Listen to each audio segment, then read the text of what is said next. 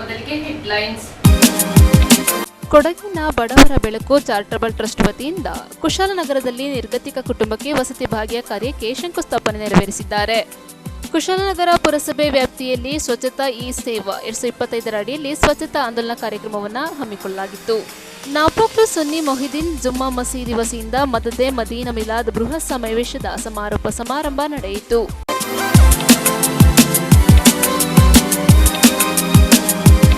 ಕೊಡಗಿನ ಬಡವರ ಬೆಳಕು ಚಾರಿಟಬಲ್ ಟ್ರಸ್ಟ್ ವತಿಯಿಂದ ಕುಶಾಲನಗರದ ಸುಂದರನಗರ ಗ್ರಾಮದಲ್ಲಿ ನಿರ್ಗತಿಕ ಕುಟುಂಬಕ್ಕೆ ವಸತಿ ಭಾಗ್ಯ ಕಾರ್ಯಕ್ಕೆ ಶಂಕುಸ್ಥಾಪನೆ ನೆರವೇರಿಸಲಾಯಿತು.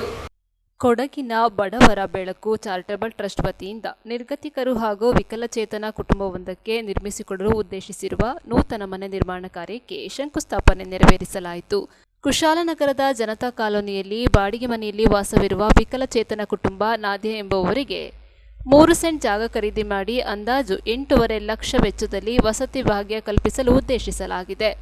ಕೂಡಿಗೆ ಜುಮ್ಮಾ ಮಸೀದಿ ಧರ್ಮಗುರು ಹೈದರಾಲಿ ಶಾಹದಿ ಖತೀಬ್ ಹಾಗೂ ಟ್ರಸ್ಟ್ ಅಧ್ಯಕ್ಷ ಎಂಎಚ್ ಮೊಹಮ್ಮದ್ ಹಾಗೂ ಪದಾಧಿಕಾರಿಗಳು ಮನೆ ನಿರ್ಮಾಣಕ್ಕೆ ಶಂಕುಸ್ಥಾಪನೆ ನೆರವೇರಿಸಿ ಚಾಲನೆ ನೀಡಿದರು. ಅಧ್ಯಕ್ಷರಾದ ಎಂಎಚ್ ಮೊಹಮ್ಮದ್ ಮಾತನಾಡಿ, ಕೊಡಗಿನ ಬಡವರ ಬೆಳಕು ಚಾರಿಟಬಲ್ ಟ್ರಸ್ಟ್ ಕಳೆದ ಅನೇಕ ವರ್ಷಗಳಿಂದ ಸಾಮಾಜಿಕ ಸೇವಾ ಕಾರ್ಯದಲ್ಲಿ ತೊಡಗಿಸಿಕೊಂಡಿದೆ. ಜಾತಿ ಭೇದ ಧರ್ಮ ಮರೆತು ಸಮಾಜದಲ್ಲಿ ಬಡವರು ಹಾಗೂ ನಿರ್ಗತಿಕರ ಏಳಿಗೆಗೆ ಶ್ರಮಿಸುತ್ತಿದೆ. ಬಡ ಹೆಣ್ಣು ಮಕ್ಕಳಿಗೆ ಕಲ್ಯಾಣ ಭಾಗ್ಯ, ವಸತಿ ರಹಿತ ನಿರ್ಗತಿಕ ಕುಟುಂಬಗಳಿಗೆ ವಸತಿ ಭಾಗ್ಯ ಹಾಗೂ ಬಡ ಮಕ್ಕಳಿಗೆ ಶಿಕ್ಷಣ ಸಂಸ್ಥೆ ಸೇರಿದಂತೆ ಇನ್ನಿತರ ಸೇವಾ ಕಾರ್ಯಗಳನ್ನು ಮಾಡುತ್ತಾ ಬರಲಾಗಿದೆ ಎಂದರು. ಉದ್ಯಮಿ ದಾವೂದ್ ಮಾತನಾಡಿ, ಟ್ರಸ್ಟ್ ವತಿಯಿಂದ ಹಾಗೂ ದಾನಿಗಳ ಸಹಕಾರದಿಂದ ಬಡವರ ಕಷ್ಟಗಳಿಗೆ ಸ್ಪಂದಿಸುವ ಕೆಲಸ ಮಾಡಲಾಗುತ್ತಿದೆ. ಅದೇ ರೀತಿ ಬಡ ಹೆಣ್ಣು ಮಗಳು ನಾದಿಯಾಗೆ ಮನೆ ನಿರ್ಮಿಸಿಕೊಡಲು ಮುಂದಾಗಿದ್ದೇವೆ. ಈ ಪುಣ್ಯ ಕಾರ್ಯಕ್ಕೆ ದಾನಿಗಳು ಆರ್ಥಿಕ ಸಹಾಯ ಮಾಡಲು ಮುಂದೆ ಬರಬೇಕೆಂದು ಮನವಿ ಮಾಡಿದರು. ಇದೇ ಸಂದರ್ಭ ಟ್ರಸ್ಟಿನ ಉಪಾಧ್ಯಕ್ಷರಾದ ಮಾಪ್ಲೆ ತೋಡಿನ ಮೂಸಾ ಹಾಜಿ, ಪದಾಧಿಕಾರಿಗಳಾದ ಕಡಂಗ ಪಥಾಬಾಯಿ, ಕಂಬಿಬಾಣೆ ಮೊಹಿದೀನ್ ಹಾಜಿ, ಕೆಸಿ ಮೊಹಿದೀನ್, ಅಶ್ರಫ್, ಶರೀಫ್, ಬದ್ರುದ್ದೀನ್, ಸಲಾಂ, ಅಬ್ದುಲ್ ಸಲಾಂ, ಮೊಹಮ್ಮದ್ ಸಾಲಿ, ಟಿಪಿ ನಾಸಿರ್ ಮತ್ತಿತರರು ಪಾಲ್ಗೊಂಡಿದ್ದರು.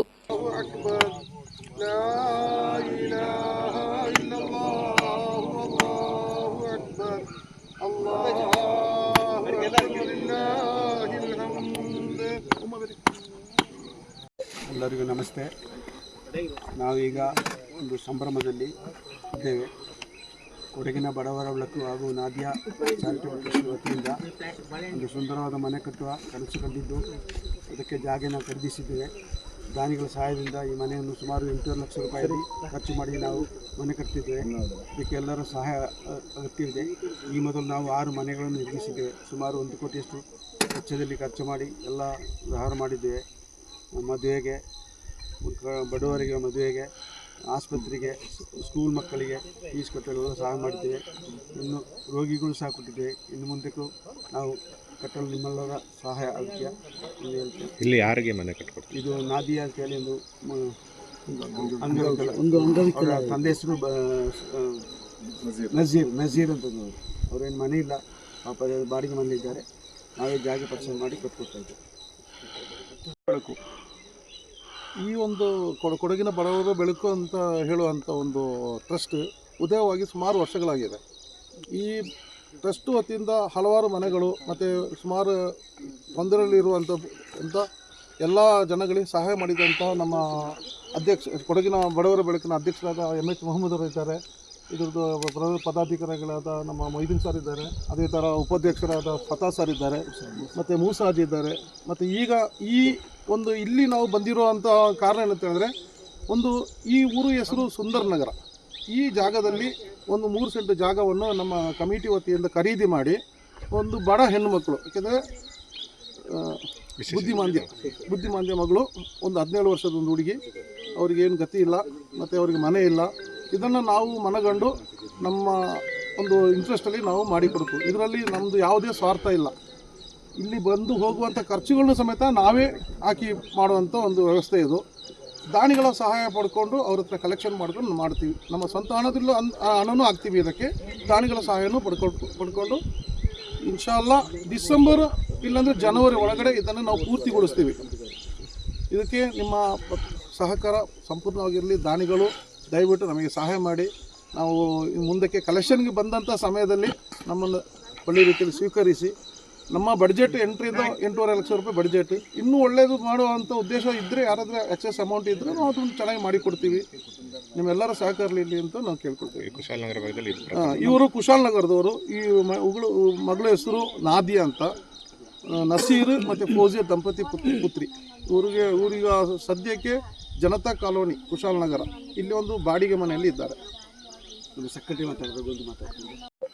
ವರ್ಷಗಳಿಂದ ಒಂದು ಯುವಕರಂತೆ ನಮಗೆ ನೇತೃತ್ವ ಸ್ಥಾನವನ್ನು ನೀಡಿದಂತಹ MH ಮೊಹಮ್ಮದರವರ ಈ ಒಂದು ಕಾರ್ಯಕ್ರಮ ತುಂಬ ಯಶಸ್ವಿಯಾಗಿ, ಇದೊಂದು ಪ್ರಚಾರಕ್ಕೋಸ್ಕರ ಅಲ್ಲ ಹೊರತು ಇದೊಂದು ದಾನಿಗಳಿಗೆ ನಮ್ಮಿಂದ ಆಗುವಂಥ ಉಪಕಾರ ಮಾಡುವ ರೀತಿಯಲ್ಲಿ ಈ ಕಾರ್ಯವನ್ನು ನಾವು ಮಾಡ್ತಾ ಬರ್ತಾ ಇದ್ದೀವಿ. ಯಾರೇ ದಾನಿಗಳು ಕೊಟ್ಟರು ಕೂಡ ಮೊದಲು ನಾವು ನಮ್ಮ ಆಡಳಿತ ಮಂಡಳಿಯಿಂದ ಇದೇ ಒಂದು ಈ ಮನೆ ಕಟ್ಟಲಿಕ್ಕೆ 50,000 ರೂಪಾಯಿನ ಮೊದಲು ಧನ ಸಹಾಯ ಮಾಡಿದ ನಂತರವೇ ನಾವು ಉಳಿದವರ ಹತ್ರ ಸಹಾಯ ಕೇಳ್ತಾ ಇದ್ದೇವೆ.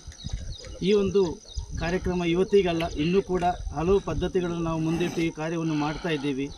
ಇದು ನಾವು ಇತ್ತೀಚೆಗೆ ನಾವು ಕುಶಾಲನಗರದ ಇದನ್ನೆಲ್ಲ ಮನೆಗೊಂಡು ಆದಷ್ಟು ಬೇಗ ಮಾಡಬೇಕು ಅಂತ ಈ 1.5 ತಿಂಗಳಲ್ಲಿ ನಾವು ತೀರ್ಮಾನ ಮಾಡಿದಂಥ ಈ ಕಾರ್ಯಕ್ರಮ ಇವತ್ತು ಈ ಒಂದು ಶಿಲಾಸ್ಥಾಪನೆ ಮಾಡುವ ರೀತಿಯಲ್ಲಿ ನಾದಿಯಾ ಈ ಒಂದು ಟ್ರಸ್ಟ್ನ ಮುಖಾಂತರ ಈ ಕಾರ್ಯವನ್ನು ಆರಂಭಿಸಿದ್ದೇವೆ. ಇದಕ್ಕೆ ಎಲ್ಲರೂ ಕೈ ಜೋಡಿಸಬೇಕೆಂದು, ಮುಂದಿನ ದಿನಗಳಲ್ಲಿಯೂ ಕೂಡ ನಮ್ಮಿಂದಾಗುವ ಸಹಾಯ ಸಹಕಾರ ನಾವು ಬಡವರನ್ನು ಮನಗಂಡು ನಾವು ಮಾಡುತ್ತೇವೆ ಎಂದು ಈ ಮೂಲಕ ಕೊಡಗಿನ ಬಡವರ ಬೆಳಕಿನ ಪರವಾಗಿ ಹೇಳಲು ಬಯಸ್ತಾ ಇದ್ದೇನೆ. ನ್ಯೂಸ್ ಸಂಗಮಕ್ಕಾಗಿ ಡಾಕ್ಟರ್ ಎಚ್ ಮರಗುಕೋಟಿ, ಕುಶಾಲನಗರ. ಕುಶಾಲನಗರ ಪಟ್ಟಣದ ಅನುಗ್ರಹ ಕಾಲೇಜಿನಲ್ಲಿ ಶ್ರೀ ಕ್ಷೇತ್ರ ಧರ್ಮಸ್ಥಳ ಗ್ರಾಮಾಭಿವೃದ್ಧಿ ಯೋಜನೆ ವತಿಯಿಂದ ಸ್ವಾಸ್ಥ್ಯ ಸಂಕಲ್ಪ ಕಾರ್ಯಕ್ರಮ ಹಮ್ಮಿಕೊಳ್ಳಲಾಗಿತ್ತು.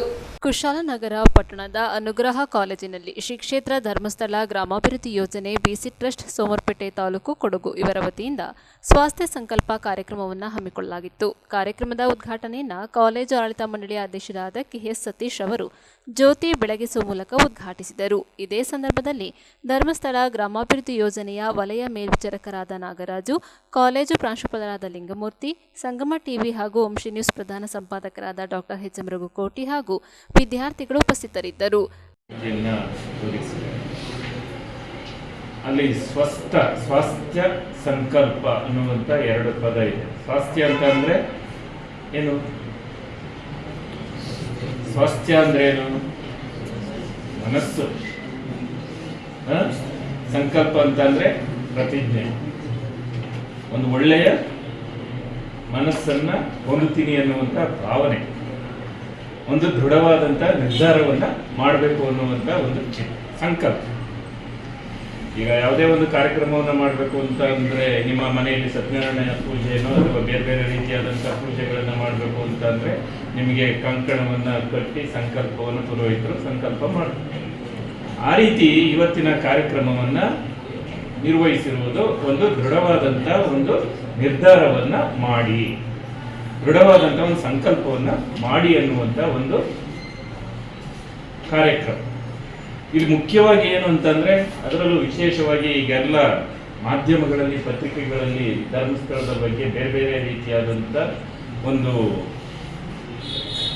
ವಿಷಯಗಳು ಓದ್ತಾ ಇದ್ರಿ, ಟಿವಿ ಮಾಧ್ಯಮಗಳಲ್ಲಿ ಬರ್ತಾ ಇದೆ, ಅದು ಪ್ರತ್ಯೇಕ. ಆದರೆ ಅವೆಲ್ಲವನ್ನ ಬದಿಗಿರಿಸಿ ಆ ಧರ್ಮಸ್ಥಳ ಒಂದು ಯಾವ ಕ್ಷೇತ್ರದಲ್ಲಿ ತನ್ನ ಕಾರ್ಯಕ್ರಮವನ್ನ ನಿರ್ವಹಿಸ್ತಾ ಇದೆ ಅನ್ನುವಂಥದ್ದು ಬಹಳ ಪ್ರಮುಖವಾದಂಥ ಒಂದು. ಧರ್ಮಸ್ಥಳ ಗ್ರಾಮಾಭಿವೃದ್ಧಿ ಯೋಜನೆ ಅನ್ನುವಂಥದ್ದು ಅವರಾಗಲೇ ಹೇಳಿದಾಗೆ ಹುಟ್ಟಿನಿಂದ ಸಾವಿನವರೆಗೆ ನಡುವೆ ಬರುವಂಥ ಪ್ರತಿಯೊಂದು ವಿಷಯದಲ್ಲೂ ಕೂಡ ಸಕ್ರಿಯವಾದಂಥ ಪಾತ್ರವನ್ನ ನಿರ್ವಹಿಸುವಂಥ ಒಂದು ಕಾರ್ಯವನ್ನ ನಿರ್ವಹಿಸ್ತೇವೆ. ಮೈಸೂರಿನಲ್ಲಿ ನೀವು ಹೋಗ್ತಾ ಇರ್ಬೋದು, ಬಲದ ಕಡೆ ಇದೇ ರೀತಿಯಾದಂಥ ಒಂದು ಸಂಸ್ಥೆ ಇದೆ. ಆ ಸಂಸ್ಥೆ ಏನ್ ಮಾಡ್ತದೆ, ಎಲ್ಲಾ ರೀತಿಯ ವಿದ್ಯಾರ್ಥಿಗಳಿಗೆ ಅಥವಾ ಯುವಕರಿಗೆ ಒಂದು ಒಳ್ಳೆ ರೀತಿಯಾದಂಥ ಯೋಜನೆಗಳನ್ನ, ಸ್ಕಿಲ್ಸ್, ನೈಪುಣ್ಯತೆಯನ್ನು, ಅವ್ರು ಯಾವ್ಯಾವ ಕ್ಷೇತ್ರದಲ್ಲಿ ಅವರು ನೈಪುಣ್ಯತೆಯನ್ನ ಹೊಂದಿರ್ತಾರೋ ಆಯಾ ಕ್ಷೇತ್ರಗಳಲ್ಲಿ ಅವರಿಗೆ ತರಬೇತಿಯನ್ನು ನೀಡಿ ಅವರು ಅವರದ್ದೇ ಆದಂಥ ತನ್ನದೇ ಆದಂಥ ಒಂದು ಕಾಲ ಮೇಲೆ ಅವನು ನಿಂತ್ಕೊಳ್ಳಿ, ತನ್ನದೇ ಆದಂಥ ಒಂದು ಉದ್ದಿಮೆಯನ್ನು ಸ್ಥಾಪನೆ ಮಾಡಲಿ, ಅವನ ಬದುಕನ್ನ ಅವನು ರೂಪಿಸುವಂತಾಗಲಿ ಅನ್ನುವಂಥ ಒಂದು ಮಹತ್ತರವಾದಂಥ ಉದ್ದೇಶ.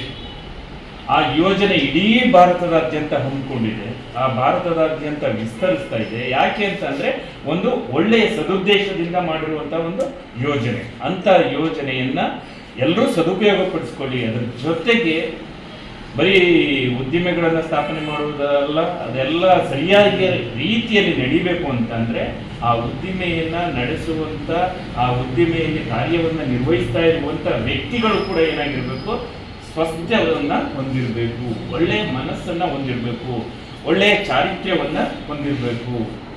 ಅದು ಬಹಳ ಮುಖ್ಯವಾದಂತಹ ಉದ್ದೇಶ. ಒಂದು ಗಾದೆ ಇದೆ, ಸೌಂಡ್ ಮೈಂಡ್ ಇನ್.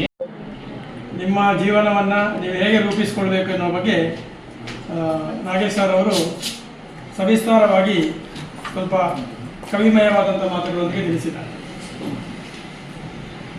ನಾನು ಅದರ ಬಗ್ಗೆ ಏನು ಮಾತಾಡಲಿಕ್ಕೆ ಹೋಗೋದಿಲ್ಲ. ಆದರೆ ಈ ಕಾರ್ಯಕ್ರಮ ಯಾಕೆ ಮಾಡ್ತಾ ಇದ್ದೀವಿ ಅನ್ನುವಂಥದ್ದನ್ನು ಎಲ್ಲ ವಿದ್ಯಾರ್ಥಿಗಳು ಅರ್ಥ ಮಾಡ್ಕೊಳ್ಬೇಕು. ಯಾಕಂದರೆ ಸರ್ ಫಸ್ಟಿಗೆ ನಿಮ್ಮನ್ನು ಒಂದು ಒಳ್ಳೆಯ ಶಬ್ದವನ್ನು ಉಪಯೋಗಿಸಿ ಹೇಳಿದರು, ಮಗು ಮತ್ತು ನಮ್ಮ ದೇಶದ ಮುಂದಿನ ಭವಿಷ್ಯ, ದೇಶದ ಭವಿಷ್ಯ ನೀವು ಅಂತ ಅವರು ಹೇಳಿದರು. ನಮ್ಮ ದೇಶದ ಭವಿಷ್ಯ ನೀವಾಗಿರಬೇಕಾದ್ರೆ ನಿಮ್ಮ ಭವಿಷ್ಯ ಚೆನ್ನಾಗಿರಬೇಕು. ನಿಮ್ಮ ಭವಿಷ್ಯ ಚೆನ್ನಾಗಿರಬೇಕಾದ್ರೆ ನಿಮ್ಮ ವಿದ್ಯೆಯ ಜೊತೆಗೆ, ಕಲಿಯುವುದರ ಜೊತೆಗೆ ಬೇರೆ ಬೇರೆ ನಿಮ್ಮನ್ನು ಕಾಡುವಂಥ, ಅಂಟಿಕೊಳ್ಳುವಂಥ, ಬರುವಂಥ ಅಭ್ಯಾಸಗಳಿಂದ ನೀವು ದೂರ ಇರಬೇಕು. ವಿಶೇಷವಾಗಿ ನಮಗೆ ಈ ವಯಸ್ಸಿನಲ್ಲಿ ಎಲ್ಲವೂ ಕಂಡ್ರೆ ಅದು ಬೇಕು, ಅದನ್ನು ನೋಡಬೇಕು, ಅದನ್ನು ಮುಟ್ಟಬೇಕು, ಅದರ ಆಕರ್ಷಣೆ ಜಾಸ್ತಿ ಇದೆ. ಈ ಒಂದು ಟೀನೇಜ್ ಅಂತ ನೀವೆಲ್ಲ ಹೇಳ್ತೀವಿ, ಟೀನೇಜಲ್ಲಿ ಆಕರ್ಷಣೆಗಳು ಜಾಸ್ತಿ. ಯಾವುದೋ ಒಂದು ವಸ್ತು ಕಂಡ್ರೆ ಅದು ಕೆಟ್ಟದಿರಲಿ ಒಳ್ಳೆಯದೇ ಇರಲಿ, ಅದನ್ನು ನಾವು ನಮ್ಮೇ ನೋಡಬೇಕು, ಅದನ್ನು ನಮ್ಮೇ ಮುಟ್ಟಬೇಕು, ಅದು ಏನಾಗ್ತದೆ ಅಂತ ನೋಡಬೇಕು ಅನ್ನೋಂಥ ಆಸಕ್ತಿಯಿಂದಾಗಿ ನಾವು ಕೆಲವು ವಿಚಾರಗಳಿಗೆ ಎಡಿಕ್ಟ್ ಆಗ್ತೇವೆ, ಅಂದರೆ ಅದಕ್ಕೆ ಬಲಿ ಬೀಳ್ತೇವೆ. ಅದು ಮತ್ತೆ ನಮ್ಮನ್ನು ಎಳ್ಕೊಂಡು ಅದು ಮತ್ತೆ ವಿಜೃಂಭಿಸ್ತದೆ. ನೀವಲ್ಲಿ ನಗಣ್ಯ ಆಗ್ತೀರಿ. ನೀವು ಹೋಗುವಾಗ ಫಸ್ಟಿಗೆ ನೀವು ಹೋಗುವಾಗ ಎಲ್ಲ ನಿಮಗೆ ಗೊತ್ತಿಲ್ಲದೆ ಹೋಗಿರ್ತೀರಿ, ಮತ್ತೆ ಅದು ನಿಮ್ಮನ್ನು ಆವರಿಸಿಕೊಳ್ತದೆ. ಅಂಥ ದುಶ್ಚಟಗಳಿಂದ, ಅಂಥ ಕೆಟ್ಟ ಅಭ್ಯಾಸಗಳಿಂದ ಹೊರಗಿದ್ದು ನಿಮ್ಮ ವಿದ್ಯಾಭ್ಯಾಸವನ್ನು ನೀವು ಪಡ್ಕೊಂಡ್ರೆ ಮಾತ್ರ ಭವಿಷ್ಯದ, ದೇಶದ ಒಳ್ಳೆಯ ಭವಿಷ್ಯದ ಪ್ರಜೆಯಾಗಿ ನಿಮಗೆ ರೂಪುಗೊಳ್ಳಲಿಕ್ಕೆ ಸಾಧ್ಯತೆ ಇದೆ. ಬರೀ ಓದುವುದರಿಂದ, ಕಲಿಯೋದ್ರಿಂದ ನಾವು ಏನನ್ನು ಸಾಧನೆ ಮಾಡಲಿಕ್ಕೆ ಸಾಧ್ಯ ಇಲ್ಲ. ಒಳ್ಳೆಯ ಗುಣವನ್ನು, ಒಳ್ಳೆಯ ಚಾರಿತ್ರ್ಯವನ್ನು ಬೆಳೆಸ್ಕೊಂಡ್ರೆ ಮಾತ್ರ ನಾವು ಜೀವನದಲ್ಲಿ ಸಾಧನೆ ಮಾಡಬಹುದು. ಆ ದೃಷ್ಟಿಯನ್ನಿಟ್ಕೊಂಡು ಶ್ರೀ ಕ್ಷೇತ್ರ ಧರ್ಮಸ್ಥಳ ಗ್ರಾಮಾಭಿವೃದ್ಧಿ ಯೋಜನೆಯ ಗೌರವಾನ್ವಿತ ಅಧ್ಯಕ್ಷರು, ನಮ್ಮೆಲ್ಲರ ಮಾರ್ಗದರ್ಶಕ ಅಂತ ಪೂಜ್ಯ ವೀರೇಂದ್ರ ಹೆಗ್ಡೆಯವರು ಕಳೆದ 40 ವರ್ಷಗಳಿಂದಲೂ ಇಂಥ ಕಾರ್ಯಕ್ರಮಗಳನ್ನು ಪ್ರತಿ ವರ್ಷ ಈ ಟೈಮಲ್ಲಿ ಯಾಕೆ ಮಾಡ್ತೇವೆ ಅಂದರೆ, ಮುಂದೆ ಗಾಂಧಿ ಜಯಂತಿ ಬರುತ್ತೆ. ಗಾಂಧೀಜಿಯವರ ಕನಸು ರಾಮರಾಜ್ಯದ ಕನಸು. ಆ ರಾಮರಾಜ್ಯ ಆಗಬೇಕಾದ್ರೆ ರಾಮನ ಮಂದಿರ ಕಟ್ಟೋದ್ರಿಂದ ರಾಮರಾಜ್ಯ ಆಗೋದಿಲ್ಲ. ನಾವೆಲ್ಲ ರಾಮ ಆಗಬೇಕು, ನಾವೆಲ್ಲ ಸೀತೆ ಆಗಬೇಕು, ನಾವೆಲ್ಲ ಸತ್ಪ್ರಜೆಗಳಾಗಬೇಕು. ಆದಾಗ ಮಾತ್ರ ನಮ್ಮ ದೇಶ, ನಮ್ಮ ರಾಜ್ಯ ರಾಮರಾಜ್ಯ ಆಗಲಿಕ್ಕೆ ಸಾಧ್ಯ. ಅದಕ್ಕಾಗಿ ಗಾಂಧೀಜಿ ಹುಟ್ಟುಹಬ್ಬದ ಈ ಒಂದು ಸಂದರ್ಭದಲ್ಲಿ ಕಾಲೇಜುಗಳಲ್ಲಿ ವಿದ್ಯಾರ್ಥಿಗಳಿಗೆ ಅರಿವನ್ನು ಮೂಡಿಸುವಂಥ ಈ ಒಂದು ಕಾರ್ಯಕ್ರಮವನ್ನು ನಾವು ಕೊಡ್ತೇವೆ. ಇನ್ನು ಪ್ರೈಮರಿ ಸ್ಕೂಲ್ಗಳಿಗೆ ಹೋದರೆ ಸಂಸ್ಥೆಯಿಂದ ಮಕ್ಕಳಿಗೆ ಪರಿಸರದ ಬಗ್ಗೆ ಅಲ್ಲಿ ಅವೇರ್ನೆಸ್ಸನ್ನು ಮೂಡಿಸುವಂಥ ಕೆಲಸ ಆಗ್ತದೆ. ಮಕ್ಕಳಿಗೆ ಪರಿಸರದ ಬಗ್ಗೆ ಚಿತ್ರ ಬಿಡಿಸುವುದು. ಅಲ್ಲಿ ನಿಮ್ಮನ್ನು ಹೇಳಿದರೆ ಚಿತ್ರ ಬಿಡಿಸಲಿಕ್ಕಾದ್ರೆ ನೀವು ನಗಾಡ್ತೀವಿ, ನಾವೇನು ಚಿತ್ರ ಬಿಡಿಸ್ಬೇಕಾ, ನಾವು ಭಾಷಣ ಮಾಡಬೇಕಂತ ನಾವು ಹೇಳ್ತೀವಿ. ಎಲ್ಲೇ ಹೋಗಿದ್ರೆ ನಿಮಗೆ ಒಂದು ಚಪ್ಪಾಳೆ ಹಾಕಲಿಕ್ಕೆ ಭಯ ಆಗ್ತಾ ಇದೆ, ಗೊತ್ತಿಲ್ಲ ಭಯವಾ ಏನೊಂದು. ಮಗು ಸೊಳ್ಳೆ ಹೇಳ್ತಂತೆ ಅಮ್ಮಂಗೆ, ಅಮ್ಮ ನೀನು ಎಷ್ಟು ಚೆನ್ನಾಗಿ ಸಂಗೀತ ಹಾಡ್ತೀಯ, ನೀನು ಸಂಗೀತ ಕೇಳ್ತಾ ಇದ್ದರೆ ಎಷ್ಟು ಚೆನ್ನಾಗಿ ಜನ ಚಪ್ಪಾಳೆ ಹೊಡಿತಾರೆ.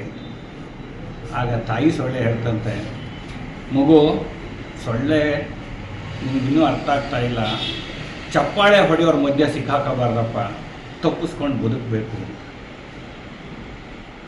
ಯಾವುದನ್ನು ನಾವು ಮಧ್ಯೆ ಸಿಕ್ಕಾಕೊಳ್ತೀವೋ ಅಲ್ಲಿ ಎಚ್ಚರಿಕೆಯಿಂದ ನಾವು ನಮ್ಮ ಬದುಕನ್ನು ಸೃಷ್ಟಿಸ್ಕೋಬೇಕು. ಒಂದು ಸಣ್ಣ ಫಿಲಾಸಫಿಯನ್ನು ಸೊಳ್ಳೆಯಿಂದ ನಾವು ಅರ್ಥ ಮಾಡ್ಕೋತೀವಿ. ಚಪ್ಪಾಳೆ ಯಾಕೆ ಹೊಡಿಬೇಕು ಅಂದರೆ, ಒಂದು ಉತ್ತೇಜನಕ್ಕೋಸ್ಕರ ಹೊಡೆಯೋದು. ಶಬ್ದ ಅದೇ, ಅರ್ಥ ಬೇರೆ. ಒಬ್ಬನನ್ನು ಕರಿಬೇಕಾದ್ರೂ ಚಪ್ಪಾಳೆನೆ, ಭಾಷಣ ನಿಲ್ಲಿಸಿನ್ಬೇಕಾದ್ರೂ ಚಪ್ಪಾಳೆನೆ, ಭಾಷಣ ಚೆನ್ನಾಗಿದ್ರೂ ಚಪ್ಪಾಳೆನೆ. ಆದರೆ ಶಬ್ದ ಒಂದೇ, ಅರ್ಥ ಬೇರೆ. ಇದು ನಾವು ಶಿಕ್ಷಣದ ಮುಖಾಂತರ ನಮ್ಮನ್ನು ನಾವು ಜಾಗೃತಿಗೊಳಿಸ್ಕೊಳ್ಬೇಕಾದಂತಹ ಅಂಶ. ಮನುಷ್ಯರಿಗೂ ಹುಚ್ಚರಿಗೂ ಏನು ವ್ಯತ್ಯಾಸ? ಅಥವಾ ಯಾರನ್ನು ಮನುಷ್ಯ ಅಂತ ಕರಿತೀವಿ, ಯಾರನ್ನು ಹುಚ್ಚ ಅಂತ ಕರಿತೀವಿ ಅಂತ ನಾವು ಯೋಚನೆ ಮಾಡಿದರೆ ಇದಕ್ಕೆ ಉತ್ತರ ಕೊಡ್ತಾರೆ ತೇಜಸ್ವಿ ಅವರು. ಯಾರು ತನ್ನ ಭಾವನೆಗಳನ್ನು ಚೆನ್ನಾಗಿ ಹಂಚ್ಕೊಳ್ತಾನೋ ಅವನು ಮನುಷ್ಯ, ಭಾವನೆಗಳನ್ನು ಹಂಚ್ಕೊಳ್ಳೋಕ್ಕೆ ಯಾರಿಗೆ ಆಗೋದಿಲ್ವೋ ಅವನು ಹುಚ್ಚನಾಗಿ ಕಾಣಿಸ್ಕೊತಾನೆ. ಅದಕ್ಕೆ ಹುಚ್ಚು ಚೆನ್ನಾಗಿ ಮಾತಾಡ್ತೀಯ ನೀನು, ನಿನ್ನ ಜೊತೆ ಹುಚ್ಚ, ನಿನ್ನ ಜೊತೆ ನಾನು ಸೇರಲ್ಲ ಅಂತೇಳಿ. ಯಾರು ತನ್ನ ಭಾವನೆಗಳನ್ನು ಬೇರೆ ಬೇರೆ ಮಾಧ್ಯಮದ ಮುಖಾಂತರ ವ್ಯಕ್ತಪಡಿಸ್ತಾ ಹೋಗ್ತಾನೋ ಅವನನ್ನು ಬೇರೆ ಬೇರೆ ಹೆಸರಿನಿಂದ ಕರಿತೀವಿ. ಸಮಾಜಮುಖಿಯ ಚಿಂತಕ, ದೂರದೃಷ್ಟಿಯ ಚಿಂತಕ, ಅಥವಾ ಅಭಿನಯ, ಗಾಯಕ, ನಾಯಕ ಈ ಥರ ಎಲ್ಲ ಕರೀತಾ ಹೋಗ್ತೀವಿ.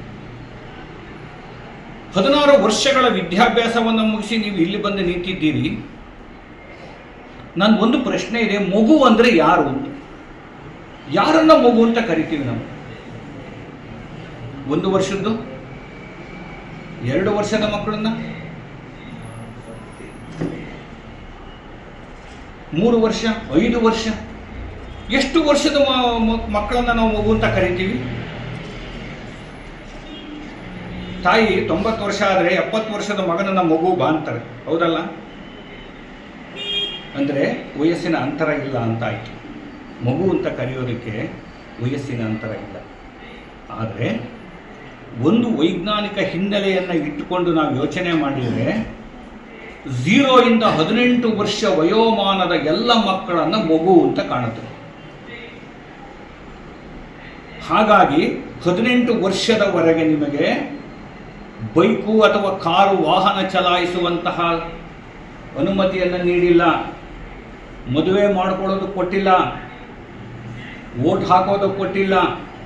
ಯಾಕೆಂದ್ರೆ ನ್ಯೂಸ್ ಸಂಗಮಕ್ಕಾಗಿ ಡಾಕ್ಟರ್ ಎಚ್ ಮೃಗುಕೋಟಿ, ಕುಶಾಲನಗರ. ಕುಶಾಲನಗರ ಪುರಸಭೆ ವ್ಯಾಪ್ತಿಯಲ್ಲಿ ಸ್ವಚ್ಛತಾ ಹಿ ಸೇವಾ 2025 ಅಡಿಯಲ್ಲಿ ಸ್ವಚ್ಛತಾ ಆಂದೋಲನ ಕಾರ್ಯಕ್ರಮವನ್ನು ಅಕ್ಟೋಬರ್ 2ರವರೆಗೆ ಹಮ್ಮಿಕೊಳ್ಳಲಾಗಿದೆ ಎಂದು ತಿಳಿಸಿದ್ದಾರೆ. ಕುಶಾಲನಗರ ಪುರಸಭೆ ವ್ಯಾಪ್ತಿಯಲ್ಲಿ ಸ್ವಚ್ಛತಾ ಹಿ ಸೇವಾ 2025 ಅಡಿಯಲ್ಲಿ ಸ್ವಚ್ಛತಾ ಆಂದೋಲನ ಕಾರ್ಯಕ್ರಮವನ್ನು ಅಕ್ಟೋಬರ್ 2ರವರೆಗೆ ಹಮ್ಮಿಕೊಳ್ಳಲಾಗಿದ್ದು, ಪುರಸಭೆ ವತಿಯಿಂದ ಸಾರ್ವಜನಿಕರು ಕಸ ಸುರಿಯುವ ಸ್ಥಳಗಳನ್ನು ಗುರುತಿಸಿ ಸ್ವಚ್ಛ ಮಾಡಿ ರಂಗೋಲಿ ಬಿಡಿಸಿ ಸ್ವಚ್ಛತೆ ಬಗ್ಗೆ ಅರಿವನ್ನು ಮೂಡಿಸುತ್ತಿದ್ದಾರೆ. ಅಲ್ಲದೆ ಸಾರ್ವಜನಿಕರು ಎಲ್ಲೆಂದರಲ್ಲಿ ಕಸ ಸುರಿಯಬಾರದು, ಪುರಸಭೆಯ ಕಸದ ವಾಹನಕ್ಕೆ ಕಸ ಸುರಿಯಬೇಕು. ಈ ಮೂಲಕ ಪರಿಸರ ಸ್ವಚ್ಛತೆ ಕಾಪಾಡಬೇಕೆಂದು ಹಿರಿಯ ಆರೋಗ್ಯ ನಿರೀಕ್ಷಕರಾದ ಉದಯರವರು ತಿಳಿಸಿದ್ದಾರೆ. ಇದೇ ಸಂದರ್ಭದಲ್ಲಿ ಪುರಸಭೆಯ ಸ್ಥಾಯಿ ಸಮಿತಿ ಅಧ್ಯಕ್ಷರಾದ ಸುರೇಶ್, ಸದಸ್ಯರಾದ ಆನಂದ್ ಕುಮಾರ್ ಸೇರಿದಂತೆ ಪುರಸಭೆಯ ಪೌರ ಕಾರ್ಮಿಕರು ಉಪಸ್ಥಿತರಿದ್ದರು. ಈ ದಿನ ಕುಶಾಲನಗರ ಪುರಸಭೆ ವತಿಯಿಂದ ಸ್ವಚ್ಛತಾ ಹಿ ಸೇವಾ 2025 ಸ್ವಚ್ಛತಾ ಆಂದೋಲನ ಕಾರ್ಯಕ್ರಮವನ್ನು ದಿನಾಂಕ 17ರಿಂದ ಅಕ್ಟೋಬರ್ 2ರವರೆಗೆ ಹಮ್ಮಿಕೊಳ್ಳಲಾಗಿದ್ದು, ಈ ಕಾರ್ಯಕ್ರಮದ ಅಂಗವಾಗಿ ಏನು ರಾತ್ರಿ ಟೈಮಲ್ಲಿ ಕಸ ಅಂತ ಹಾಕುವಂಥ ಸ್ಥಳಗಳನ್ನು ಗುರುತಿಸಿ ಅವುಗಳನ್ನು ಅಲಂಕಾರವನ್ನು ಮಾಡಿ ಸಾರ್ವಜನಿಕರಿಗೆ ಈ ಮೂಲಕ ಅರಿವನ್ನು ಮೂಡಿಸ್ತಾ ಇದ್ದೀವಿ. ಕಾರಣ ಏನು ಅಂತ ಹೇಳಿದರೆ, ಆ ರಾತ್ರಿ ಸಂದರ್ಭದಲ್ಲಿ ಈ ಕಸವನ್ನು ಎಲ್ಲೆಂದರಲ್ಲಿ ಬಿಸಾಡಿ ಪರಿಸರ ಹಾಳಾಗ್ತಾ ಇದೆ. ಹಾಗಾಗಿ ಈ ಒಂದು ನಿಟ್ಟಿನಲ್ಲಿ ಈ ಒಂದು ಆಂದೋಲನ ನಂಬ್ಕೊಂಡಿದ್ದೀವಿ. ಈ ಆಂದೋಲನಕ್ಕೆ ಎಲ್ಲ ಸಾರ್ವಜನಿಕರು ಇದಕ್ಕೆ ಸಹಕರಿಸಬೇಕು. ಯಾಕೆಂದರೆ ನಮ್ಮ ಪುರಸಭಾ ವಾಹನವು ಕಸ ಸಂಗ್ರಹಣೆಗೆ ಎಲ್ಲ ಮನೆಗಳಲ್ಲಿ ಬರ್ತಾ ಇದೆ. ದಯವಿಟ್ಟು ಆ ವಾಹನಕ್ಕೆ ನೀಡಿ ಈ ಥರ ಎಲ್ಲೆಂದರಲ್ಲಿ ಹಾಕೋದನ್ನು ತಪ್ಪಿಸಿ ಉತ್ತಮವಾದ ಒಂದು ಸ್ವಚ್ಛ ಪಟ್ಟಣ ನಿರ್ಮಾಣಕ್ಕೆ ಎಲ್ಲರೂ ಸಹಕಾರ ನೀಡಬೇಕು ಅಂತೇಳಿ ಕೇಳ್ಬೋದು.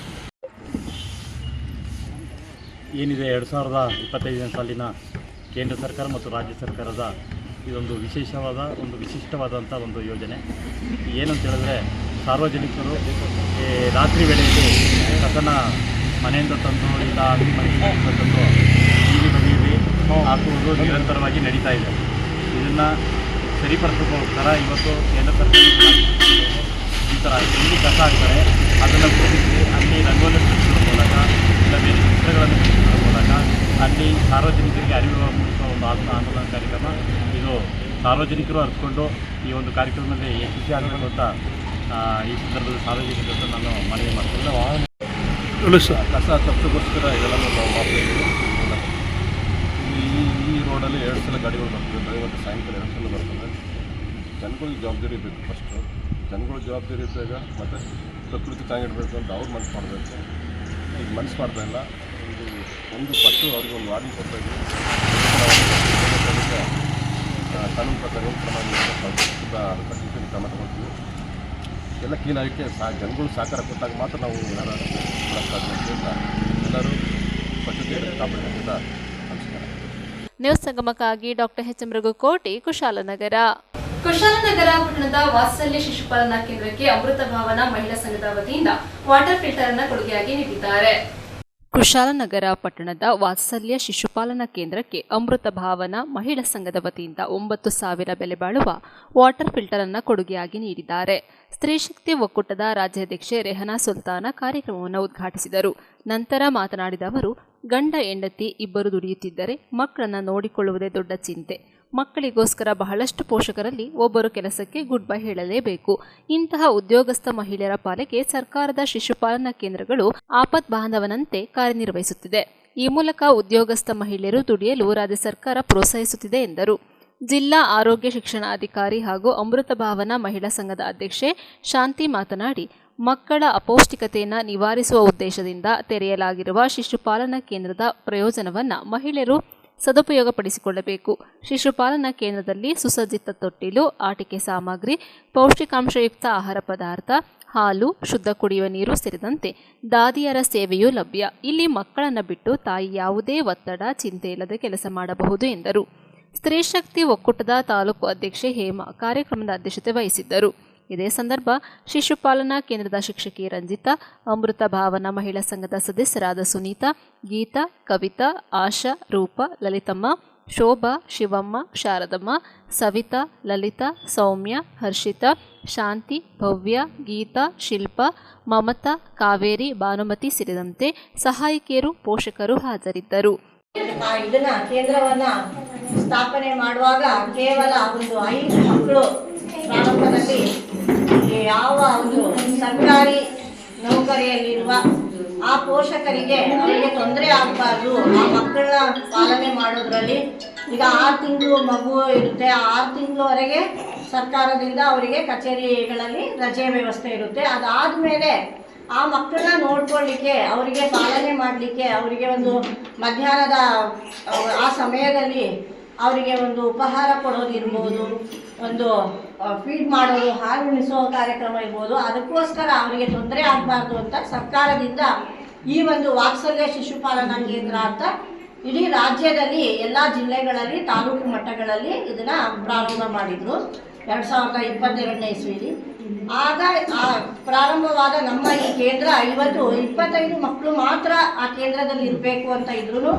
ಈಗ ಅದಕ್ಕೆ ಮೀರಿ 30 ಇದನ್ನ ಸ್ತ್ರೀ ಶಕ್ತಿ ಜಿಲ್ಲಾ ಒಕ್ಕೂಟದಿಂದ ಜಿಲ್ಲಾ ಮಟ್ಟದಲ್ಲಿ, ತಾಲೂಕು ಒಕ್ಕೂಟದಿಂದ ತಾಲೂಕು ಮಟ್ಟದಲ್ಲಿ ಇದನ್ನ ನಾವು ನಿರ್ವಹಣೆ ಮಾಡ್ತಾ ಇದ್ದೀವಿ. ಇಲಾಖೆಯಿಂದ ಕಳಿಸೋದಾದ್ರೂ ಅದರ ಎಲ್ಲ ವ್ಯವಸ್ಥೆ ನಿರ್ವಹಣೆಯನ್ನು ನಾವು ಸ್ತ್ರೀ ಶಕ್ತಿ ತಾಲೂಕು ಒಕ್ಕೂಟದಿಂದ ನಾವು ಇದನ್ನ ನಡೆಸ್ಕೊಂಡು ಹೋಗ್ತಾ ಇದ್ದೀವಿ. ಹಾಗೆ ಇದರಲ್ಲಿ ನಮಗೆ ಆಹಾರ ವ್ಯವಸ್ಥೆಗೆ ಮತ್ತೆ ಈ ಸಿಬ್ಬಂದಿಗಳ ಒಂದು ವೇತನಕ್ಕೆ ಏನು ವ್ಯವಸ್ಥೆಗಳಿದೆ ಆ ಅನುದಾನ ಸರ್ಕಾರದಿಂದ ಬಂದರೂ ಈ ಸಂಸ್ಥೆ ನಡೆಸಲಿಕ್ಕೆ ಇತರೆ ಯಾವುದಾದ್ರೂ, ಈಗ ಎಕ್ಸಾಂಪಲ್ ಹೇಳ್ತಾ ಇರೋದು, ಇವತ್ತು ತಾವುಗಳು ಬಂದು ನಮ್ಮ ಕೇಂದ್ರಕ್ಕೆ ಏನು ಒಂದು ನೀರಿನ ಒಂದು ವಾಟರ್ ಫಿಲ್ಟರ್ನ ತಾವುಗಳು ದೊಡ್ಡ ಉದಾರ ಮನಸ್ಸು ಮಾಡಿ ಕೊಡ್ತಾ ಇದ್ದೀರಾ. ಅದ್ರ ಹಿಂದೆ ಈಗ ನಾವು ಏನಪ್ಪ ಇವ್ರು ನಡೆಸ್ತಾ ಇದ್ದಾರೆ, ಸರ್ಕಾರದಿಂದ ಬರ್ತಾ ಇಲ್ವಾ ಹಣ ಅನ್ನೋ ಒಂದು ಪ್ರಶ್ನೆ ಇರುತ್ತೆ ಎಲ್ಲರಿಗೂ. ಆದರೆ ನಮಗೆ ಇತರೆ ಯಾವುದೇ ಒಂದು ಖರ್ಚುಗಳಿಗೆ ಇಲ್ಲಿ ಯಾರಾದ್ರೂ ಪೋಷಕರಿರ್ಬೋದು, ದಾನಿಗಳಿರ್ಬೋದು, ಅದರಿಂದ ನಾವು ಪ್ರಾರಂಭದಲ್ಲಿ ಉದ್ಘಾಟನೆ ಮಾಡುವಾಗಲೇ ನಾವೆಲ್ಲ ಪೋಷಕರು, ದಾನಿಗಳು, ಹಾಗೆ ಈ ಹಿಂದೆ ಈಗ ಕಳೆದ ತಿಂಗಳಲ್ಲಿ ನಮ್ಮ ಮಾಜಿ ಶಾಸಕರಾದ ಅಪ್ಪಚುರಂಜನ್ ಸರ್ ಅವರು ನಮ್ಮ ಮಕ್ಕಳಿಗೆ ಸ್ವೆಟರ್ಗಳನ್ನ ಕೊಟ್ಟಿದ್ದಾರೆ. ಅವರಿಗೂ ಸಹ ನಾನು ಅಭಿನಂದನೆ ತಿಳಿಸ್ತೀನಿ. ಮತ್ತು ನಮ್ಮ ಪೋಷಕರು ಅಷ್ಟೇ, ನಮಗೇನಾದರೂ ಇಲ್ಲಿ ವ್ಯವಸ್ಥೆ ಇಲ್ಲ ಅಂದರೆ ಅವರು ಬಹಳ ಚೆನ್ನಾಗಿ ಸಹಕಾರ ಕೊಡ್ತಾ ಇದ್ದಾರೆ. ನಾವು ಸಹ ನಮ್ಮ ವೈಯಕ್ತಿಕವಾಗಿ ನಾನು ಇರ್ಬೋದು, ನಮ್ಮ ತಾಲೂಕು ಅಧ್ಯಕ್ಷರು ಇರ್ಬೋದು, ನಾವು ಮಧ್ಯದಲ್ಲಿ ಏನಾದರೂ ನಮ್ಮ ಟೀಚರ್ ಸಮೇತ ನನಗೆ ಭಾರಿ ಖುಷಿ ಆಗುತ್ತೆ. ಅವರು ಅದರಲ್ಲೆಲ್ಲ ಲೆಕ್ಕನೇ ನೋಡೋದಿಲ್ಲ. ಅವರಿಗೆ ಏನಾದರೂ ಹಣ ಬಂದು ವೇತನ ಬಂದರೆ ಅವರ ಇದರಲ್ಲೂ ತಂದು ನಾವು ಒಂದು ಅಚ್ಚುಕಟ್ಟಾಗಿ ಒಂದು ತಡ್ಸ್ಕೊಂಡು ಹೋಗೋದ್ರಲ್ಲಿ ಎಲ್ಲರ ಒಂದು ಪಾತ್ರ ಇದೆ. ಎಲ್ಲರಿಗೂ ನಾನು ಅಭಿನಂದನೆ ತಿಳಿಸ್ತೀನಿ. ಮುಖ್ಯವಾಗಿ ಈ ದಿನ ನಮಗೆ ಈಗಾಗಲೇ ಎಲ್ಲ ವ್ಯವಸ್ಥೆಗಳು ಕಳೆದ ಬಾರಿಯಿಂದ ಅವಶ್ಯಕತೆ ಇದೆ ಅಂತ ನೀವು ಅಧ್ಯಕ್ಷರು ಮತ್ತು ಸರ್ವ ಸದಸ್ಯರಿಗೆ ಒಂದು ಅರ್ಜಿ ಕೊಡಿ ಅಂತ ಕೇಳಿದ್ವಿ. ಪಾಪ ಅವರ ಅರ್ಜಿಯನ್ನು ಕಳಿಸಿದ್ರು ವಾಟ್ಸಪ್ಪಲ್ಲಿ.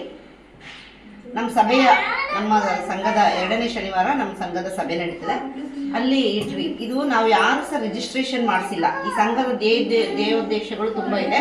ನಾವು ಯಾರು ಸಂಘ ರಿಜಿಸ್ಟ್ರೇಷನ್ ಮಾಡಿಲ್ಲ. ಯಾಕೆಂದರೆ ನಮ್ಗೆ ಅಲ್ಲಿ ಹೋಗಿ ಬ್ಯಾಂಕಲ್ಲೆಲ್ಲ ನಿಂತು ವ್ಯವಹಾರ ಮಾಡಲಿಕ್ಕೂ ಆಗಲ್ಲ, ಟೈಮ್ ಇರಲ್ಲ ಅಂತೇಳಿ ನಾವೇ ಒಂದು ಸಣ್ಣ ಉಳಿತಾಯವನ್ನು ಮಾಡಿಕೊಂಡು ತಿಂಗಳಿಗೊಮ್ಮೆ ಎಲ್ಲರೂ ಭೇಟಿ ಆಗ್ತೀವಿ. ಕೆಲವರು ಹೊರಗಡೆ ಇದ್ದಾರೆ, ಭೇಟಿಯಾಗಿ ಬರೀ ಹಣಕಾಸಿನ ವ್ಯವಸ್ಥೆ ಮಾತ್ರ ಅಲ್ಲ, ನಮ್ಮಲ್ಲಿ ಸಮಾಜದ, ನೀವು ಹೇಳಿದಾಗೆ ಸಮಾಜದ ಕೆಲವು ಸಮಾಜಕ್ಕೆ ಒಳಿತಾಗುವಂಥ ಕೆಲವು ಕೆಲಸಗಳನ್ನ ಮಾಡ್ತೀವಿ. ಪ್ರತಿ ವರ್ಷ ನಮ್ಮ ಸಂಘದ ವತಿಯಿಂದ SSLC PUCಯಲ್ಲಿ ಹಾಗೂ ಇಂಜಿನಿಯರಿಂಗ್ ಡಿಗ್ರಿಯಲ್ಲಿ ಹೆಚ್ಚು ಅಂಕ ತೆಗೆದ ವಿದ್ಯಾರ್ಥಿಗಳಿಗೆ, ಕೆಲವೊಮ್ಮೆ ಪಾಸಾದ ವಿದ್ಯಾರ್ಥಿಗಳಿಗೂ ನಾವು ಸನ್ಮಾನ ಮಾಡಿದ್ದೀವಿ. ಯಾಕೆಂದರೆ ಅವರಿಗೆ ಮೋಟಿವೇಶನ್ ಆಗಲಿಕ್ಕೆ. ಬರೀ ಹೆಚ್ಚು ಅಂಕ ತೆಗೆದವ್ರನ್ನ ಮಾತ್ರ ಗುರುತಿಸಿದ್ರೆ ಪಾಸಾದ ಮಕ್ಕಳು ಎಲ್ಲಿಗೆ ಹೋಗ್ಬೇಕು, ಅವ್ರು ಇನ್ನೂ ಹೆಚ್ಚು ಅಂಕ ತೆಗೆಯೋ ಥರ ಮಾಡಬೇಕು ಅಂದರೆ ನಾವು ಅವರಿಗೆ ಮೋಟಿವೇಶನ್ ಆಗಿ ನಿಲ್ಲಬೇಕು. ಆ ಥರದ ಒಂದು ಕಾರ್ಯವನ್ನು ನಮ್ಮ ಸಂಘದಲ್ಲಿ ಹಮ್ಮಿಕೊಂಡಿದ್ವಿ. ಸಾಕಷ್ಟು ಒಳ್ಳೆ ಒಳ್ಳೆ ಕೆಲಸಗಳನ್ನ ನಾವು ಮಾಡ್ತಾ ಬಂದ್ವಿ. ಆದರೆ ಈ ಸಲ ಈ ಸನ್ಮಾನವನ್ನು ಇಟ್ಕೊಂಡ ಸಂದರ್ಭದಲ್ಲಿ ಈ ಅರ್ಜಿಗೆ ನಾವು ಸ್ಪಂದನೆ ನೀಡಿದ್ವಿ. ಕಳೆದ ಮೀಟಿಂಗಲ್ಲಿ ಡಿಸ್ಕಷನ್ ಆಯಿತು, ಈ ಮೀಟಿಂಗಲ್ಲಿ ಅದು ರೆಡಿಯೂ ಆಯಿತು. ಬಹುಶಃ ಶಿವಮ್ಮ ಅನ್ನೋರು ಬರಬೇಕಿತ್ತು ಇವತ್ತು. ನನ್ನ ಜೊತೆ ತುಂಬ ಓಡಾಡಿದ್ರು ಅವರು, ಫಿಲ್ಟರ್ ನೋಡಲಿಕ್ಕೆಲ್ಲ ಗೊತ್ತಿಲ್ಲ. ತುಂಬ ಆ್ಯಕ್ಟಿವ್ ಆಗಿದ್ದಾರೆ ಅವರು ಕೂಡ ಸಂಘದಲ್ಲಿ, ಎಲ್ಲರ ಥರನೇ. ಇದು ಮಕ್ಕಳಿಗೋಸ್ಕರ ಅಂತ ಹೇಳುವಾಗ ನಮ್ಮ ಸಂಘದಲ್ಲಿ ಎಲ್ಲರ ಮನಸ್ಸು ಸಹ ಒಂದೇ ಸಲ ಮಿಡ್ದೋಯ್ತು. ಒಂದು ಚರ್ಚೆ ಆಯಿತು, ಕೊಡೋಣ ಕೊಡೋಣ, ಯಾರು ಯಾಕೆ ಏನು ಹೇಗೆ ಬೇಡ ಗೀಡ ಏನಿಲ್ಲ, ಎಲ್ಲರೂ ಕೊಡೋಣ ಅಂತಂದ್ರು. ಅದೇ ಸಮಾಜಮುಖಿ, ನಮ್ಮ ಸಂಘದ ಉದ್ದೇಶವೇ ಅದು, ಸಮಾಜಮುಖಿ ಸೇವೆ. ನಾವು ಬಾಬಾ ಸಾಹೇಬ್ ಅಂಬೇಡ್ಕರ್ ಅವರ ಒಂದು ಅಭಿಮಾನಿಗಳಲ್ಲ, ಅನುಯಾಯಿಗಳಾಗಲಿಕ್ಕೆ ಎಲ್ಲರೂ ಈ ಪಣ ತೊಟ್ಟು ನಿಂತಹ ಸಂಘ ಇದು. ಎಲ್ಲ ಮಹಿಳೆಯರು ಕೂಡ ಇದರಲ್ಲಿ ಸಕ್ರಿಯವಾಗಿ ಪಾಲ್ಗೊಳ್ತಾ ಇದ್ದಾರೆ. ಅದು ಇಂಥ ಮುಖ್ಯವಾಗಿ ಶಿಶುಪಾಲನಾ ಕೇಂದ್ರದಂಥ ಕೇಂದ್ರಗಳಿಗೆ ಸಹಕರಿಸಿರೋದು ಮತ್ತೆ ಅದನ್ನು ಕೇಳಿರೋದು ಕೂಡ ನೀವು ಹೆಮ್ಮೆಯ ವಿಷಯ ನಮಗೆ. ರೆಹಾನಾ ಮೇಡಮ್ ಸಾಕಷ್ಟು ಸಂಘ ಸಂಸ್ಥೆಗಳಲ್ಲಿ ಸಾಕಷ್ಟು ವರ್ಷಗಳಿಂದ ಇವರಿಬ್ಬರು ಕೂಡ ಸಕ್ರಿಯವಾಗಿದ್ರು ನಮ್ಮ ಅಮೃತಭಾವನ ಮಹಿಳಾ ಸಂಘವನ್ನು ಗುರುತಿಸಿ ಅವರು ತಿಳ್ಕೊಂಡಿರೋದು ಸಹ ಕೂಡ ಒಂದು ಹೆಮ್ಮೆಯ ವಿಷಯ. ಇನ್ನು ಮುಂದೆ ಏನಾದರೂ ಒಳ್ಳೆ ಕಾರ್ಯಕ್ರಮಗಳು ನಮ್ಮಲ್ಲಿ ಜರುಗಿದಾಗ ನಾವು ನಿಮ್ಮನ್ನು ಕರಿತೀವಿ. ನಿಮ್ಮಲ್ಲಿದ್ದಾಗ ಸಾಧ್ಯವಾದಷ್ಟು ನಾವು ಜಾಯಿನ್ ಆಗ್ತೀವಿ. ನಾನು ಜಿಲ್ಲಾ ಆರೋಗ್ಯ ಶಿಕ್ಷಣಾಧಿಕಾರಿ ಒಂದು ಕಡೆ ಆದರೆ ಅಮೃತಭಾವನ ಮಹಿಳಾ ಸಂಘದ ಪ್ರಾರಂಭ ಮಾಡಿ ನಾವು 12-15 ವರ್ಷ ಆಯ್ತಾ ಅಂತ ಗೀತಾ, ಎಷ್ಟು ವರ್ಷ ಆಯ್ತು? 15-16 ವರ್ಷದಿಂದ ನಡ್ಕೊಂಡು ಬರ್ತಾ ಇದೆ. ಆದರೆ ಎಲ್ಲೂ ಡಿಸ್ಪ್ಯೂಟ್ ಆಗಿಲ್ಲ ಸಂಘ, ನಾವ್ಯಾರು ಬಿಟ್ಟು ಹೋಗಿಲ್ಲ, ಇದ್ದವ್ರು ಇದ್ದೀವಿ. ಆಗ ಒಂದು 12 ಜನದಿಂದ ಪ್ರಾರಂಭ ಮಾಡಿದ್ವಿ, ಇವತ್ತು 20 ಜನರವರೆಗೆ ಬಂದಿದೆ. ಜನ ಸೇರಿಸ್ಕೊಂಡ್ರೆ ಜಾಸ್ತಿ ಇರ್ತಾರೆ, ನಮಗೆ ಮೇಂಟೈನ್ ಮಾಡೋಕ್ಕಾಗಲ್ಲ ಅಂತ ನಾವು ಸಮಾನ ಮನಸ್ಕರು ಒಂದಷ್ಟು ಜನ ಸೇರಿಕೊಂಡು ಒಂದು ಒಳ್ಳೆ ಕಾರ್ಯಕ್ರಮಗಳನ್ನ ಮಾಡ್ತಾ ಬಂದಿದ್ದೀವಿ. ಎಲ್ಲರ ಸಹಭಾಗಿತ್ವದಿಂದಲೇ ನಮ್ಮ ಸಂಘ ಒಳ್ಳೆಯದನ್ನು ಮಾಡಲಿಕ್ಕೆ. ಶಿಶುಪಾಲನಾ ಕೇಂದ್ರದ ವತಿಯಿಂದ ಸ್ವಾಗತ ಅಭಿನಂದನೆ ಎಲ್ಲ ಒಟ್ಟಿಗೆ ಹೇಳ್ತೀನಿ. ಯಾಕೆಂದರೆ ನಾನೇ ಫೋನ್ ಮಾಡಿ ಕೇಳಿದ್ದೀನಿ ಸಾರಥಿ ಮೇಡಮ್ನ, ಈ ಥರ ಉಂಟು ಮಕ್ಕಳ ಸಮಸ್ಯೆ. ನೀರು ಮನೆಯಿಂದ ಕೆಲವು ತಾಯಿದಿರು ಬಿಸಿ ನೀರು ಕೊಟ್ಟು ಕಳಿಸ್ತಾರೆ, ಕೆಲವು ತಾಯಿದಿರು ತಣ್ಣೀರು ಅರ್ಜೆಂಟ್ಗೆ ಡ್ಯೂಟಿಗೆ ಹೋಗೋ ಸಂದರ್ಭದಲ್ಲಿ ಮತ್ತು ಮಕ್ಕಳೆಲ್ಲ ಕೆಮ್ತಾ ಇರ್ತಾರೆ. ಆ ಬಿಸಿ ನೀರು ಒಂದೇ ನೀರು ಕುಡಿಯೋಂಥ ವ್ಯವಸ್ಥೆ ಆಗಲಿ ಮೇಡಮ್, ಅದೊಂದು ನಿಮ್ಮ ಸಂಘದಿಂದ ಕೊಡಿಸ್ಕೊಡಿ ಅಂತ ಕೇಳುವಾಗ ಸಂತೋಷವಾಗಿ ನಿಮ್ಮೆಲ್ಲರ ಹತ್ರ ಮಾತಾಡಿ ಕೊಡಿಸ್ಕೊಂಡಿದ್ದಾರೆ. ಆ ವಿಷಯವಾಗಿ ನನ್ನಿಂದ ತುಂಬ ಖುಷಿಯಾಗ್ಬಿಟ್ಟು ನಿಮ್ಮೆಲ್ಲರಿಗೂ ನಾನು ಕೃತಜ್ಞತೆ. ನ್ಯೂಸ್ ಸಂಗಮಕ್ಕಾಗಿ ಡಾಕ್ಟರ್ ಎಚ್ ಮೃಗುಕೋಟಿ, ಕುಶಾಲನಗರ. ಕುಶಾಲನಗರ ಪಟ್ಟಣದ ಶ್ರೀ ಆಂಜನೇಯ ದೇವಾಲಯದ ಬಳಿ ರಾಣಿ ಅಬ್ಬಕ್ಕ ರಥಯಾತ್ರೆಯನ್ನ ಅಖಿಲ ಭಾರತೀಯ ವಿದ್ಯಾರ್ಥಿ ಪರಿಷತ್ ವತಿಯಿಂದ ಅದ್ದೂರಿ ಸ್ವಾಗತ ನೀಡಲಾಯಿತು.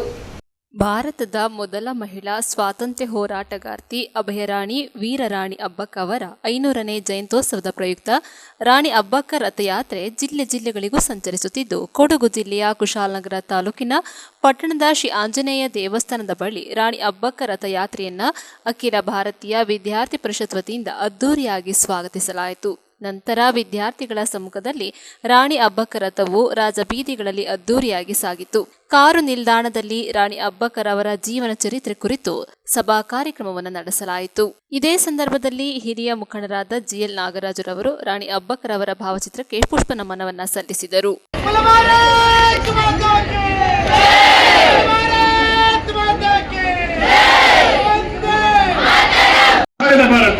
ಇಂತಹ ಭಾರತವನ್ನು ಮತ್ತೊಮ್ಮೆ ನಾವು ನಿರ್ಮಾಣ ಮಾಡಬೇಕಾಗಿದೆ. ಅದಕ್ಕೆ ಯುವಶಕ್ತಿ ಬೇಕಾಗಿದೆ. ಆ ಯುವಶಕ್ತಿ ನಿಮ್ಮಲ್ಲಿದೆ. ನೀವೆಲ್ಲರೂ ಈ ದೇಶದ ಬಗ್ಗೆ ಚಿಂತನೆ ಮಾಡುತ್ತಾ ಸ್ವದೇಶಿ ಆಂದೋಲನವನ್ನು ನಾವು ಜಾರಿಗೆ ತರ್ತಾ ಎಲ್ಲದಕ್ಕೂ ಭಾರತವನ್ನೇ ನಂಬುವಂತ ಕೆಲಸವನ್ನು ನಾವು ಮಾಡೋಣ ಅಂತ ಹೇಳಿ ಒಂದು 2 ಮಾತನ್ನ ಮುಗಿಸಿ ಎಬಿಪಿ ಕಾರ್ಯಕ್ರಮಕ್ಕೆ ಶುಭವನ್ನು ಕೋರ್ತಾ 2 ಮಾತು ಮುಗಿಸ್ತೇನೆ. ಜೈ ಹಿಂದ್, ಜೈ ಭಾರತ್. ಭಾರತೀಯ ಪ್ರಜೆಗಳಾದ ನಮಗೆ ನಮ್ಮ ಇತಿಹಾಸದ ಬಗ್ಗೆ, ನಮ್ಮ ಪರಂಪರೆಯ ಬಗ್ಗೆ ಅರಿವು ಜ್ಞಾನ ಕಡಿಮೆ ಇರೋದು ಕೂಡ ಅಷ್ಟೇ ಸತ್ಯ. ನೀವೆಲ್ಲರೂ ಕೂಡ ರಾಣಿ ಅಬ್ಬಕ್ಕ ಅವರ ಹೆಸರನ್ನ ಕೇಳಿರ್ಬೋದು, ಆದ್ರೆ ಆಕೆಯ ಸಾಹಸಗಳನ್ನ, ಆಕೆಯ ಶೌರ್ಯವನ್ನ ನೀವ್ಯಾರು ಕೂಡ ಅಚ್ಚೊತ್ಕೊಂಡಿಲ್ಲ, ಧಾರಣೆ ಮಾಡ್ಕೊಂಡಿಲ್ಲ. ಇನ್ನೂ ಮುಂದುವರೆದು ಹೇಳ್ಬೇಕು ಅಂತಂದ್ರೆ ಈ ನಾಡು, ಈ ಕರ್ನಾಟಕ ಚಾಲುಕ್ಯರಿಂದ ಆಳಲ್ಪಟ್ಟಿದೆ.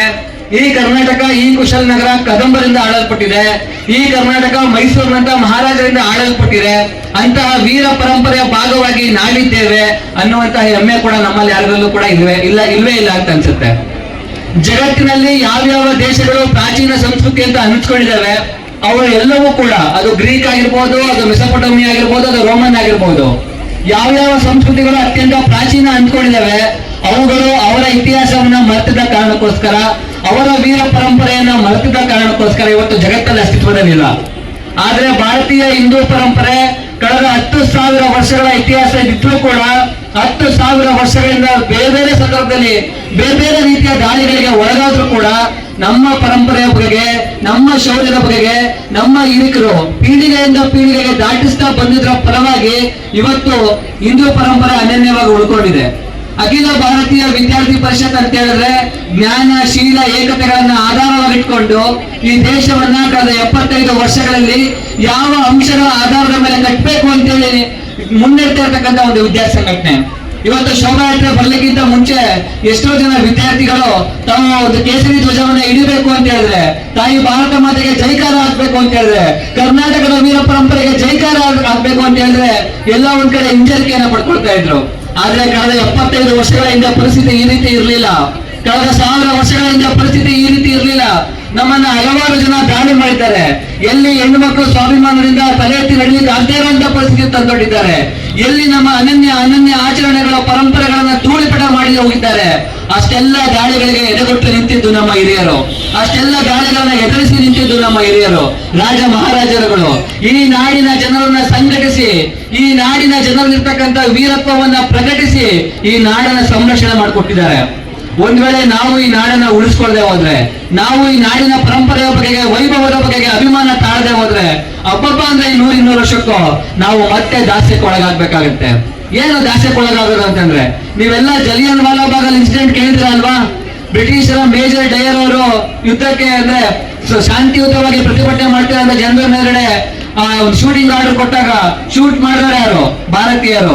ಶೂಟ್ ಮಾಡಿಸ್ಕೊಂಡವ್ರು ಯಾರು? ಭಾರತೀಯರು. ಬಾವಿಗೆ ಬಿದ್ದು ಸತ್ತವ್ರು ಯಾರು? ಭಾರತೀಯರು. ಯಾಕೆ ಅಭಿಮಾನ ಶೂನ್ಯತೆ? ಯಾಕೆ ಸ್ವಾಭಿಮಾನ ಶೂನ್ಯತೆ?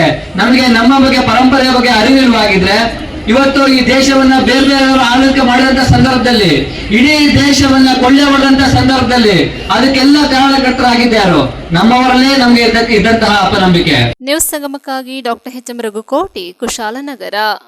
ಹಾಸನ ಜಿಲ್ಲೆ ಬೇಲೂರು ಪಟ್ಟಣದ 100 ಹಾಸಿಗೆಗಳುಳ್ಳ ಸರ್ಕಾರಿ ಸಾರ್ವಜನಿಕ ಆಸ್ಪತ್ರೆಯಲ್ಲಿ ತಾಂತ್ರಿಕ ಪರಿಣಿತಿ ಹೊಂದಿರುವ ವೈದ್ಯರು ಇಲ್ಲದಿರುವುದು ಬೇಸರದ ಸಂಗತಿಯಾಗಿದೆ.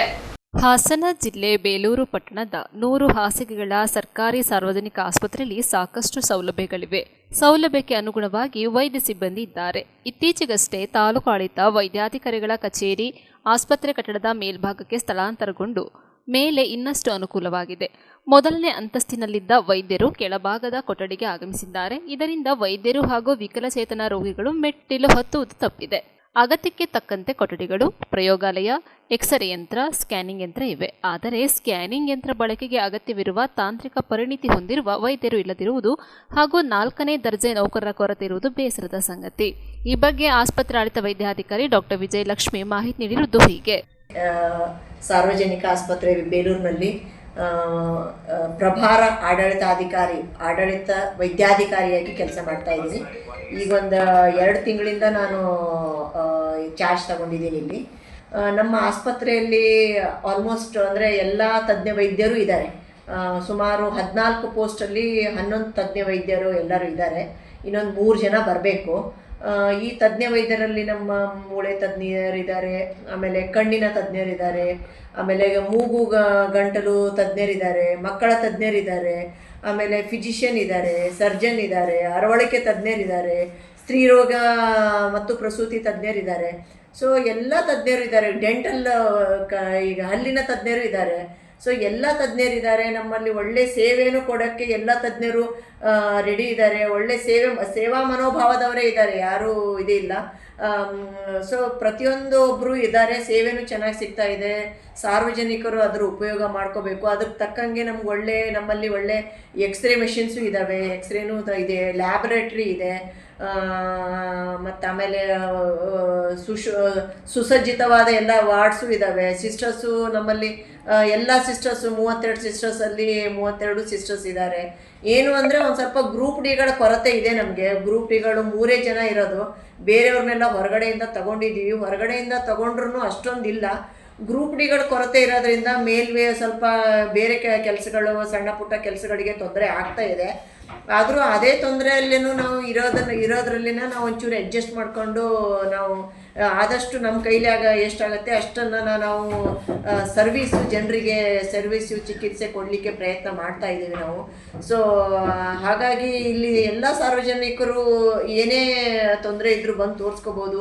ಅಂಥ ಏನಾದ್ರು ಕುಂದುಕೊರತೆಗಳು ಇದ್ರೂ ನಾವೆಲ್ಲ ಸರಿ ಮಾಡಿಸ್ಕೊಳ್ಳಿಕ್ಕೆ ರೆಡಿ ಇದ್ದೀವಿ. ಈಗ ನಾವು ಆ್ಯಕ್ಚುಲಿ ನ್ಯಾಷನಲ್ ಕ್ವಾಲಿಟಿ ಅಸೆಸ್ಮೆಂಟ್ ಸ್ಕೀಮಿಂದ ಅಂದರೆ ಗುಣಮಟ್ಟ, ಉತ್ತಮ ಗುಣಮಟ್ಟ ಇದು ಮಾಡಬೇಕು ಅಂತ ನಮ್ಮ ಇದರಲ್ಲಿ ನಾವು ಅದನ್ನು ಮುನ್ನುಗ್ತಾ ಇದ್ದೀವಿ. ಒಳ್ಳೆ ಚೆನ್ನಾಗಿ ನಾವು ಗುಣಮಟ್ಟ ಕೊಡಬೇಕು, ಪೇಷಂಟ್ಸ್ಗೆಲ್ಲ ಗುಣಮಟ್ಟ ಕೊಡಬೇಕು, ಬೇರೆ ಆಸ್ಪತ್ರೆಯವ್ರಿಗಿಂತ ನಾವು ಚೆನ್ನಾಗಿ ಸರ್ವಿಸ್ ಕೊಡಬೇಕು ಅನ್ನೋ ಉದ್ದೇಶದಿಂದ ನಾವು ಅದನ್ನೆಲ್ಲ ಪ್ರಯತ್ನನೂ ಮಾಡ್ತಾ ಇದ್ದೀವಿ. ಸೊ ಇಲ್ಲಿ ನಮ್ಮ ಪ್ರತಿಯೊಂದು ತಾಲೂಕಾ ಆಸ್ಪತ್ರೆಗೂ ಒಂದು ಸ್ಕ್ಯಾನಿಂಗ್ ಮಷಿನ್ ಕೊಟ್ಟಿದ್ದಾರೆ. ಸ್ಕ್ಯಾನಿಂಗ್ ಮಾಡಬೇಕು, ಜನರಿಗೆ ಒಳ್ಳೇದಾಗಬೇಕು ಅಂತ. ಆದರೆ ಅದು ಪ್ರಾಬ್ಲಮ್ ಏನು ಅಂತಂದರೆ, ಆ ಸ್ಕ್ಯಾನಿಂಗ್ ಮಾಡಲಿಕ್ಕೆ ಅಂತಲೇ ಸ್ಕ್ಯಾನಿಂಗಿಗೆ ಡಾಕ್ಟ್ರ್ ಬೇಕು. ಕೆಲವೊಂದು ತಾಲೂಕುಗಳಲ್ಲಿ ಆ ಸ್ಕ್ಯಾನಿಂಗ್ ಡಾಕ್ಟ್ರುಗಳಿದ್ದಾರೆ, ಕೆಲವೊಂದು ತಾಲೂಕುಗಳಲ್ಲಿ ಆ ಸ್ಕ್ಯಾನಿಂಗ್ ಡಾಕ್ಟ್ರುಗಳಿಲ್ಲ. ನಮ್ಮಲ್ಲಿ ಆ ಸ್ಕ್ಯಾನಿಂಗ್ ಡಾಕ್ಟ್ರುಗಳು ಇಲ್ಲ. ಬೇರೆಯವ್ರು ಏನು ಹೇಳ್ತಾರೆ ಅಂತಂದರೆ, ಬೇರೆ ಕಡೆಯಿಂದ ಡೆಪ್ಟೇಷನ್ ಮಾಡಿಸ್ಕೊಂಡು ಆ ಸ್ಕ್ಯಾನಿಂಗನ್ನು ಮಾಡಿಸ್ಕೋಬೇಕು ಅಂತಾರೆ. ಅದಕ್ಕೆ ನಾವು ಎಲ್ಲ ಪ್ರಯತ್ನ ಮಾಡ್ತಾ ಇದ್ದೀವಿ. ಬೇರೆ ನಮ್ಮ ಜಿಲ್ಲಾ ಮಟ್ಟದ ಅಧಿಕಾರಿಗಳಿಗೂ ನಮಗೊಬ್ಬರು ಸ್ಕ್ಯಾನಿಂಗ್ ಡಾಕ್ಟ್ರನ್ನ ನಮಗೆ ಡೆಪ್ಯುಟೇಷನ್ ಮಾಡಿರಿ, ಜನಕ್ಕೆ ಉಪಯೋಗ ಆಗಲಿಕ್ಕೆ ಅಂತ ನಾವು ಹೇಳಿದ್ದೀವಿ. ಆದರೆ ನಮ್ಮ ಜಿಲ್ಲೆಯಲ್ಲಿ ಸ್ಕ್ಯಾನಿಂಗ್ ಡಾಕ್ಟ್ರುಗಳು ಒಬ್ಬರೇ ಇರೋದ್ರಿಂದ ಎಲ್ಲ ಕಡೆ ಅವರಿಗೆ ಓಡಾಡಲಿಕ್ಕೆ ತೊಂದರೆ ಆಗ್ತಾ ಇರೋದ್ರಿಂದ, ಅವ್ರಿಗೆ ಎಲ್ಲ ಕಡೆನೂ ಬರೋಕ್ಕೆ ಆಗದೆ ಇರೋದ್ರಿಂದ ಇಲ್ಲಿ ಒಂಚೂರು ಸ್ಕ್ಯಾನಿಂಗ್ ಒಂದು ಸ್ವಲ್ಪ ತೊಂದರೆ ಆಗ್ತಾ ಇದೆ. ಆದ್ರೂ ನಾವು ತುಂಬ ಅದಕ್ಕೆ ಒಂದು ವ್ಯವಸ್ಥೆ ಮಾಡಬೇಕು ಅಂತ ತುಂಬ ಪ್ರಯತ್ನ ಮಾಡ್ತಾ ಇದ್ದೀವಿ. ಮತ್ತು ಇಲ್ಲಿ ಇನ್ನೊಂದು ಹೆಚ್ಚಿನ ದೊಡ್ಡ ಸಮಸ್ಯೆ ಏನು ಅಂತಂದರೆ, ಇಲ್ಲಿ ಪಾರ್ಕಿಂಗ್ದು. ನಮ್ಮ ಆಸ್ಪತ್ರೆ ಎದುರುಗಡೆ ಆಗಲಿ, ಪಕ್ಕದಲ್ಲೇ ಆಗಲಿ, ಹಿಂದೆ ಆಗಲಿ ನಮ್ಮಲ್ಲಿ ತುಂಬ ಜಾಗ ಇಲ್ಲ. ಹಳೇ ಬಿಲ್ಡಿಂಗ್ ಆಗಿರೋದ್ರಿಂದ ಜಾಗ ತುಂಬ ಇಲ್ಲ. ಇರೋದ್ರಲ್ಲೇ ನಾವು ಪಾರ್ಕಿಂಗ್ ವ್ಯವಸ್ಥೆನ ನಾವು ತುಂಬ ಚೆನ್ನಾಗಿ ಮಾಡ್ಕೊಂಡಿದ್ದೀವಿ. ಆದರೆ ಸಮಸ್ಯೆ ಏನಾಗ್ತಾ ಇದೆ ಅಂದರೆ, ಹೊರಗಡೆಯವರು ಈಗ ಯಾರು ನಮ್ಮ ಬಸ್ ಸ್ಟ್ಯಾಂಡ್ ಸಮೀಪ ಇರೋದ್ರಿಂದ, ಇಲ್ಲಿ ನಮ್ಮ ಆಸ್ಪತ್ರೆ ಪಕ್ಕದಲ್ಲೇ ಬಸ್ ಸ್ಟ್ಯಾಂಡ್ ಇರೋದ್ರಿಂದ ಎಲ್ಲರೂ ಹೊರಗಡೆ ಹೋಗೋರು, ಹಾಸನಕ್ಕೆ ಹೋಗೋರಾಗಲಿ, ಚಿಕ್ಕಮಂಗ್ಳೂರಿಗೆ ಬೇರೆ ಕಡೆ ಹೋಗೋರೆಲ್ಲ ಅವರವರ 4 ವೀಲರು 4 ಕಾರ್ಗಳಾಗಲಿ ಬೈಕ್ಗಳಾಗಲಿ ಬಂದು ಹಾಸ್ಪಿಟ್ಲಲ್ಲಿ ನಿಲ್ಲಿಸ್ಕೊಂಡು ಹೋಗ್ಬಿಡ್ತಾರೆ. ಯಾರು ನಿಲ್ಲಿಸಿದ್ದಾರೆ ಅಂತಲೇ ಗೊತ್ತಾಗಲ್ಲ. ಸೊ ಹಾಗಾಗಿ ನಿಜವಾಗ್ಲೂ ರೋಗಿಗಳು ಬರೋವರಿಗೆ ಗಾಡಿಗಳು ನಿಲ್ಸೋಕ್ಕೆ ತುಂಬ ತೊಂದರೆ ಆಗ್ತಾ ಇದೆ. ಅದನ್ನೇ ಎಲ್ಲ ಬೇರೆ ಕಡೆ ಎಲ್ಲ ಹಾಕ್ತಾ ಇದ್ದಾರೆ. ಬಟ್ ನಮ್ಮ ಮಟ್ಟಿಗೆ ಅದನ್ನು ಯಾರು ಬೇರೆ ಕಡೆಯಿಂದ, ಬೇರೆಯವರು ಹೊರಗಡೆಯಿಂದ ವಾಹನಗಳನ್ನ ತಂದು ನಿಲ್ಲಿಸ್ತಾ ಇದ್ದಾರೆ, ಅದನ್ನು ನಮಗೆ ಕಂಟ್ರೋಲ್ ಮಾಡ್ಲಿಕ್ಕೆ ನಮ್ಗೆ ತುಂಬ ಕಷ್ಟ ಆಗ್ತಾ ಇದೆ. ಯಾರು ಏನು ಅಂತಲೂ ನಮ್ಗೆ ಗೊತ್ತಾಗ್ತಾ ಇಲ್ಲ. ಆಮೇಲೆ ಪಾರ್ಕಿಂಗಿಗೆ ಒಬ್ಬರಿಗೆ ಕೊಡಬೇಕು, ಅವರಿಗೆ ಒಬ್ರಿಗೆ ಮಾಡಬೇಕು ಅಂತಾರೆ. ಆದರೆ ನಮ್ಮಲ್ಲಿ ಇರೋವಂಥ ಗ್ರೂಪ್ ಡಿಗಳು ನಮ್ಮಲ್ಲಿ ತುಂಬ ಕಡಿಮೆ ಇರೋದ್ರಿಂದ ಅವರಿಗೆ ಸಪ್ರೇಟಾಗಿ ಹಾಕೋದು ನಮ್ಗೆ ತುಂಬ ಕಷ್ಟ ಆಗ್ತಾ ಇದೆ. ಆದರೂ ನಾವು ಗ್ರೂಪ್ ಡಿಗಳನ್ನು ನಿಯಮಿತವಾಗಿ ಡೈಲಿ ಒಬ್ಬೊಬ್ಬರಿಗೆ ಹಾಕಿಬಿಟ್ಟು ಆ ಕಡೆನೂ ಮಾಡಿ ಈ ಕಡೆನೂ ಮಾಡಿ ಅಂತ ಹೇಳಿಬಿಟ್ಟು ನಾವು ನಮ್ಮ ಕಡೆಯಿಂದ ಏನು ಪ್ರಯತ್ನ ಆಗುತ್ತೆ ಅದನ್ನೆಲ್ಲ ಮಾಡ್ತಾ ಇದ್ದೀವಿ. ನ್ಯೂಸ್ ಸಂಗಮಕ್ಕಾಗಿ ಅನಂತರಾಜ್ ಅರಸ್, ಬೇಲೂರು. ನಾಪೋಕ್ಲುವಿನ ಸುನ್ನಿ ಮೊಹಿದ್ದೀನ್ ಜುಮಾ ಮಸೀದಿ ವತಿಯಿಂದ ಮದದೆ ಮದೀನಾ ಮಿಲಾದ್ ಬೃಹತ್ ಸಮಾವೇಶ ಹಮ್ಮಿಕೊಳ್ಳಲಾಗಿತ್ತು. ಎಲ್ಲ ಜಾತಿ ಧರ್ಮದವರು ಒಗ್ಗೂಡಿದರೆ ಮಾತ್ರ ದೇಶ ಅಭಿವೃದ್ಧಿಯಾಗಲು ಸಾಧ್ಯ ಎಂದು ಮುಖ್ಯಮಂತ್ರಿಗಳ ಸಲಹೆಗಾರರು ಹಾಗೂ ಶಾಸಕರಾದ ಎಎಸ್ ಪೊನ್ನಣ್ಣ ತಿಳಿಸಿದರು. ನಾಪೋಕ್ಲುವಿನ ಸುನ್ನಿ ಮೊಹಿದ್ದೀನ್ ಜುಮಾ ಮಸೀದಿ ವತಿಯಿಂದ ಆಯೋಜಿಸಲಾಗಿದ್ದ ಮದದೆ ಮದೀನಾ ಮಿಲಾದ್ ಬೃಹತ್ ಸಮಾವೇಶ ಕಾರ್ಯಕ್ರಮದ ಸಮಾರೋಪ ಸಮಾರಂಭದಲ್ಲಿ ಸರ್ವಧರ್ಮ ಸಂಗಮ ಕಾರ್ಯಕ್ರಮದಲ್ಲಿ ಪಾಲ್ಗೊಂಡು ಮಾತನಾಡಿದರು.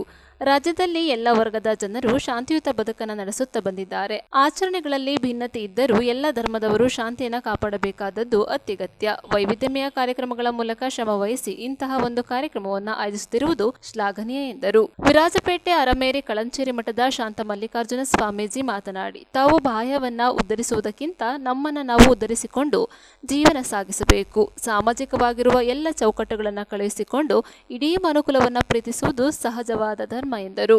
ನಾಪೋಕ್ಲುವಿನ ಸಂತ ಮೇರಿ ಚರ್ಚ್ನ ಜ್ಞಾನಪ್ರಕಾಶ್ ಮಾತನಾಡಿದರು. ಇದಕ್ಕೂ ಮೊದಲು ಹಳೆ ತಾಲೂಕಿನಿಂದ ನಾಪೋಕ್ಲು ಮಾರ್ಕೆಟ್ವರೆಗೆ ಮಿಲಾದ್ ಜಾಥಾ ನಡೆಯಿತು. ಜಾಥಾದಲ್ಲಿ ಮಸೀದಿಯ ಸ್ತಬ್ಧ ಚಿತ್ರ, ಮಕ್ಕಳ ಪ್ರದರ್ಶನ ಗಮನ ಸೆಳೆಯಿತು. ಇದೇ ಸಂದರ್ಭ ಬಸ್ ನಿಲ್ದಾಣದ ಸಮೀಪ ವಿವೇಕಾನಂದ ಯುವಕ ಸಂಘದಿಂದ ಜಾಥಾವನ್ನು ಸ್ವಾಗತಿಸಿ ತಂಪು ಪಾನೀಯವನ್ನು ವಿತರಿಸುವುದರೊಂದಿಗೆ ಸರ್ವಧರ್ಮ ಸಮನ್ವಯ ಸಾರಿ ಸಮಾಜಕ್ಕೆ ಮಾದರಿಯಾದರು. ಕಾರ್ಯಕ್ರಮದ ವೇದಿಕೆಯಲ್ಲಿ ಸಮಾಜದ ಪ್ರಮುಖರಾದ ಮನ್ಸೂರ್ ಅಲಿ, ಕೆಎ ಇಸ್ಮಾಯಿಲ್, ಖುರೇಶಿ, ಅಶ್ರಫ್, ಮೊಹಮ್ಮದ್, ಹಂಸ ಕೊಟ್ಟಮುಡಿ, ಉಸ್ಮಾನ್, ಅಜೀಜ್, ರಶೀದ್, ಅಬ್ದುಲ್, ಸಲೀಂ, ಹ್ಯಾರಿಸ್, ಶೌಕತ್ ಅಲಿ, ಅರ್ಫತ್, ಅಹಮದ್, ಬದ್ರುದ್ದೀನ್, ನೌಫಲ್, ಆಸಿಫ್ ಅಲಿ, ತೆರವತ್ ಹುಸೈನರ್, 4 ನಾಡಿನ ಎಲ್ಲ ಜಮಾಅತ್ ಅಧ್ಯಕ್ಷರು, ಸದಸ್ಯರು, ವಿವಿಧ ಸಂಘ ಸಂಸ್ಥೆಗಳ ಪದಾಧಿಕಾರಿಗಳು ಸೇರಿದಂತೆ ಜನಾಂಗ ಬಾಂಧವರು ಉಪಸ್ಥಿತರಿದ್ದರು. ಶ್ರಮವಹಿಸಿ ಮಾಡ್ತಾ ಇದ್ದೀವಿ. ತಮ್ಮೆಲ್ಲರೂ ಕೂಡ ಅಭಿನಂದನೆಗಳು. ನಾನು ಹೆಚ್ಚು ಮಾತಾಡುವಂಥದ್ದೇನಿಲ್ಲ, ಬರೀ ಇಷ್ಟನ್ನೇ ಹೇಳಲಿಕ್ಕೆ ಬಯಸ್ತೇನೆ. ನಮ್ಮ ದೇಶದಲ್ಲಿ ನಾವು ಪ್ರಗತಿಯನ್ನು ಕಾಣಬೇಕಾದ್ರೆ ಎಲ್ಲ ಜಾತಿ, ವರ್ಗ, ಧರ್ಮ ಜನರನ್ನು ಒಗ್ಗೂಡಿಸಿ ಅವರೆಲ್ಲರ ಅಭಿವೃದ್ಧಿಯನ್ನು ಕಂಡ್ರೆ ಮಾತ್ರ ದೇಶ ಅಭಿವೃದ್ಧಿ ಕಾಣಲಿಕ್ಕೆ ಸಾಧ್ಯ. ಆ ಚಿಂತನೆಯ ಆಧಾರದಲ್ಲಿ, ಆ ಚಿಂತನೆಯ ಅಡಿಯಲ್ಲಿ ಇವತ್ತು ಸಾಂವಿಧಾನಿಕ ಬದ್ಧವಾದಂಥ ನಮ್ಮ ಕರ್ನಾಟಕ ರಾಜ್ಯದಲ್ಲಿ ಸರ್ಕಾರ ಕೂಡ ಸ್ಥಾಪನೆ ಆಗಿದೆ. ಕಳೆದ 2.5 ವರ್ಷದಿಂದ ಬಹಳ ಅನ್ಯೋನ್ಯವಾದಂಥ ಒಂದು ಶಾಂತಿಯುತವಾದಂಥ ಬದುಕನ್ನು ಎಲ್ಲ ಧರ್ಮದ, ಎಲ್ಲ ಜಾತಿಯ, ಎಲ್ಲ ವರ್ಗದ ಜನ ಇವತ್ತು ನಡೆಸ್ಕೊಂಡು ಬರ್ತಾ ಇದ್ದಾರೆ ಅಂತ ಬಹಳ ಹೆಮ್ಮೆಯಿಂದ ನಾನು ಹೇಳಲಿಕ್ಕೆ ಬಯಸ್ತೇನೆ. ಉಪನಿಷತ್ತು ಸಹ ಅದನ್ನು ಹೇಳ್ತದೆ, ಉದ್ಧರೇತ್ ಧರ್ಮ. ಧರ್ಮ ಅಂದ್ರೆ ಏನಂದ್ರೆ ನಾವು ಬಾಹ್ಯವನ್ನು ಉದ್ಧರಿಸಿಕೊಳ್ಳುವುದಕ್ಕಿಂತ ನಮ್ಮನ್ನು ನಾವು ಉದ್ಧರಿಸಿಕೊಂಡು ನಾವು ಸರಿಯಾದ್ರೆ ಸಾಮಾಜಿಕವಾಗಿರ್ತಕ್ಕಂತಹ ಎಲ್ಲ ಚೌಕಟ್ಟುಗಳನ್ನು ಕಳಚಿಕೊಂಡು ಇವನಾರವನೆಂದೆನಿಸದೆ ಇವ ನಮ್ಮವ ಅನ್ನುವಂಥ ಭಾವದಿಂದ ಇಡೀ ಮನುಕುಲವನ್ನು ಪ್ರೀತಿಸುವಂತದ್ದೇನಿದೆ ಅದು ಸಹಜವಾಗಿರ್ತಕ್ಕಂಥ ಧರ್ಮ ಅಂತ. ಈ ಭೂಮಿ ಮೇಲೆ 100 ಧರ್ಮಗಳಿವೆ. ಇಸ್ಲಾಂ ಧರ್ಮ, ಹಿಂದೂ ಧರ್ಮ, ಕ್ರೈಸ್ತ ಧರ್ಮ, ಜೊರಾಸ್ಟ್ರಿಯನಿಸಂ, ಸಿಖ್, ಬೌದ್ಧ ಧರ್ಮ. ನಾನು ಹೇಳೋದಾದ್ರೆ ಈ ಎಲ್ಲಾ ಧರ್ಮಗಳಿಗಿಂತ ಬಹಳ ಅಮೂಲ್ಯವಾದದ್ದು, ಬಹಳ ಮುಖ್ಯವಾದದ್ದು, ಬಹಳ ಮೇಲಾದದ್ದು ಒಂದು ಧರ್ಮ ಇದೆ. ಆ ಧರ್ಮ ಯಾವುದು ಅಂತ ಹೇಳಿದ್ರೆ ಮನುಷ್ಯ ಧರ್ಮ. ಈ ಮನುಷ್ಯ ಧರ್ಮ ಏನ್ ಹೇಳ್ತದೆ? ತಂದೆ ತಾಯಿಗಳನ್ನ ಚೆನ್ನಾಗಿ ನೋಡ್ಕೋ, ಗೌರವ ಸಲ್ಲಿಸು, ಕದಿಯಬೇಡ, ವ್ಯಭಿಚಾರಕ್ಕೆ ಆಸೆ ಪಡಬೇಡ, ಮೋಸ ಮಾಡಬೇಡ, ಬೇರೆಯವರ ಭಾವನೆಗಳನ್ನ ಅರ್ಥ ಮಾಡ್ಕೋ, ಕೊಲೆ ಮಾಡಬೇಡ ಅನ್ನುವಂತಹ ಅಂಶಗಳನ್ನ ಈ ಮನುಷ್ಯ ಧರ್ಮ ಹೇಳ್ತದೆ. ಬರೀ ಜಮಾತಿ ವಿಷಯ ಹೇಳ್ತಾ ಇರೋದು, ಪಬ್ಲಿಕ್ ವಿಷಯ ಬೇರೆ ಇದೆ. ಮತ್ತೊಂದು ಮಸೀದಿಯ ರಿಪೇರಿಗೋಸ್ಕರ ಒಂದು 15 ಲಕ್ಷ, ಮತ್ತು ನಮಗೆ ಬೇಕಾದಂತಹ ಒಂದು ಶಾದಿ ಮಾಲ್, ಅದನ್ನು ಇಲ್ಲಿ ತೋರಿಸ್ತಾ ಇದ್ದೀವಿ ಸ್ಕ್ರೀನ್ ಅಲ್ಲಿ. ಈ ಶಾದಿ ಮಾಲಿಗೋಸ್ಕರ 1 ಕೋಟಿ ರೂಪಾಯಿ ನಮಗೆ ಸ್ಯಾಂಕ್ಷನ್ ಮಾಡಿ ಕೊಟ್ಟಿರ್ತಾರೆ. ಅವರಿಗೆ ನಾನು ಅನಂತ ಧನ್ಯವಾದಗಳು ಅರ್ಪಿಸ್ತಾ ಇದ್ದೀನಿ. ಇದು ಮಾತ್ರವಲ್ಲ, ಇದು ಕೇವಲ ಒಂದು ಮಸೀದಿಗೆ ವಕ್ಫ್ ಸಚಿವರು ಹಾಗೂ ಮೈನಾರಿಟಿ ಸಚಿವರಾದಂತಹ ಸನ್ಮಾನ್ಯ ಜಮೀರ್ ಅಹಮದ್ ಅವರು ಯಾರೇ ಹೋಗಿ, ನಾವು ಕೊಡಗಿನಿಂದ ಯಾರೇ ಹೋಗ್ಬಿಟ್ಟಕ್ಕೆ ಏನಾದ್ರೂ ಕೇಳಿದ್ರೆ ಅವರಿಗೆ ನಮ್ಮ ನೆಚ್ಚಿನ ಶಾಸಕರು ಪೊನ್ನಣ್ಣವರು ಸಿಗ್ನೇಚರ್ ಮಾಡಿದ್ದಾರೆ ಅಂತ ಕೇಳ್ತಾರೆ. ಜಮೀರ್ ಅಹಮದ್ ಅವರು ಮಾತ್ರವಲ್ಲ, ಎಲ್ಲಾ ಸಚಿವರು ಸಹ ಅದೇ ಕೇಳ್ತಾರೆ. ನಾವು ಹೋದ್ರೆ ನಮಗೆ ಒಂದು ಪ್ರತ್ಯೇಕವಾದಂತಹ ಒಂದು ರೆಸ್ಪೆಕ್ಟ್. ಅದು ಬಿಕಾಸ್ ಆಫ್ ನಮ್ಮ ಶಾಸಕರು, ನಮ್ಮ ನೆಚ್ಚಿನ ಶಾಸಕರ ಒಂದು ಜನಪ್ರಿಯತೆಯಿಂದ. ಸರ್, ಮತ್ತೊಂದು ರಿಕ್ವೆಸ್ಟ್ ಸರ್, ಸುಮಾರು 3,80,00,000 ರೂಪಾಯಿದ ಪ್ರಾಜೆಕ್ಟ್ ಸರ್, ಶಾದಿಮಾರ್ 3,80,00,000 ರೂಪಾಯಿ ಪ್ರಾಜೆಕ್ಟ್. ನಮ್ಮ ಈ 4 ನಾಡಿನಲ್ಲಿ ನಮಗೆ, ನಮ್ಮ ಸಮುದಾಯದವರಿಗಾಗಲಿ ಒಂದು ಮದುವೆ ಏನಾದರೂ ಮಾಡಬೇಕಾದ್ರೆ ನಾವೊಂದು ಮಡಿಕೇರಿ, ಗೌರ, ಕುಶಾಲನಗರ ಆ ಕಡೆ ಹೋಗ್ಬೇಕು. ಇಲ್ಲಿ 4 ನಾಡಲ್ಲಿ ಎಲ್ಲೂ ಒಂದು ಸುಸಜ್ಜಿತವಾದಂತಹ ಒಂದು ಶಾದಿಮಾರ್ನ ವ್ಯವಸ್ಥೆ ಇಲ್ಲ ಸರ್. ನೀವು ಮ್ಯಾಕ್ಸಿಮಮ್ ಕೊಡಿಸಿದ್ದೀರಾ, ಆದ್ರೂ ಸಹ ನೀವು ಮನಸ್ಸು ಮಾಡಿದ್ರೆ ಸನ್ಮಾನ್ಯ ಮುಖ್ಯಮಂತ್ರಿಯವರ ಹತ್ರ ಅತಿ ಹೆಚ್ಚು ನಿಕಟ ಸಂಪರ್ಕದಲ್ಲಿರುವಂತಹ ಯಾರಾದ್ರೂ ಸಚಿವರು ಇಲ್ಲ, ಶಾಸಕರು ಅಂತ ಹೇಳಿದ್ರೆ ಅವ್ರು ನೀವೇ. ನಮ್ಗೆ ಗೊತ್ತಿರೋಂಗೆ, ನನ್ನ ಅನುಭವದಲ್ಲಿ. ಆದ್ದರಿಂದ ತಾವು ಮನಸ್ಸು ಮಾಡಿದ್ರೆ ಸನ್ಮಾನ್ಯ ಮುಖ್ಯಮಂತ್ರಿಯವರ ಅನುದಾನದಿಂದ ಸಹ ಕೊಡಿಸ್ಬೋದು ಅಂತ ಹೇಳ್ಬಿಟ್ಟು ನನ್ನೊಂದು ಅನಿಸಿಕೆ. ದಯವಿಟ್ಟು ನೀವು ಕೊಡಿಸ್ಕೊಟ್ಬಿಟ್ಟು ಇದನ್ನು ಪರಿಪೂರ್ಣವಾಗಿ ಬಹಳ ಸುಸಜ್ಜಿತವಾಗಿ ಈ 4 ನಾಡಿನ ಜನರಿಗೆ ಒಂದು ಅನುಕೂಲವನ್ನು ಮಾಡಿ ಕಲ್ಪಿಸಿಕೊಡಬೇಕು ಅಂತ ನಾನು ಕೇಳ್ಕೊಳ್ತಾ ಇದ್ದೀನಿ ಸರ್. ದಯವಿಟ್ಟು ನ್ಯೂಸ್ ಸಂಗಮಕ್ಕಾಗಿ ದುಗಳ ಸದಾನಂದ ನಾಪೋಕ್ಲು. ಕೊನೆಯಲ್ಲಿ ಮತ್ತೊಮ್ಮೆ ಹೆಡ್ಲೈನ್ಸ್.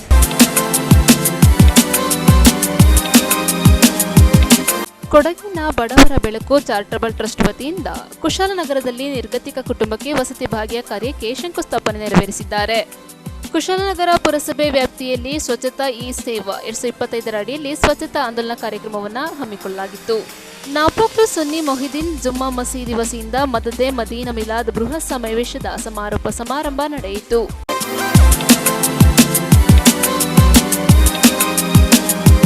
ಇಲ್ಲಿಗೆ ನ್ಯೂಸ್ ಸಂಗಮ ಮುಕ್ತಾಯವಾಯಿತು. ಸುದ್ದಿ ಮಾಹಿತಿ ಮನೋರಂಜನೆಗಾಗಿ ನೋಡ್ತಾ ಇರಿ ಸಂಗಮ ಟಿವಿ. ವಂದನೆಗಳೊಂದಿಗೆ ಸುಪ್ರೀತಾ ಎಲ್ಎನ್.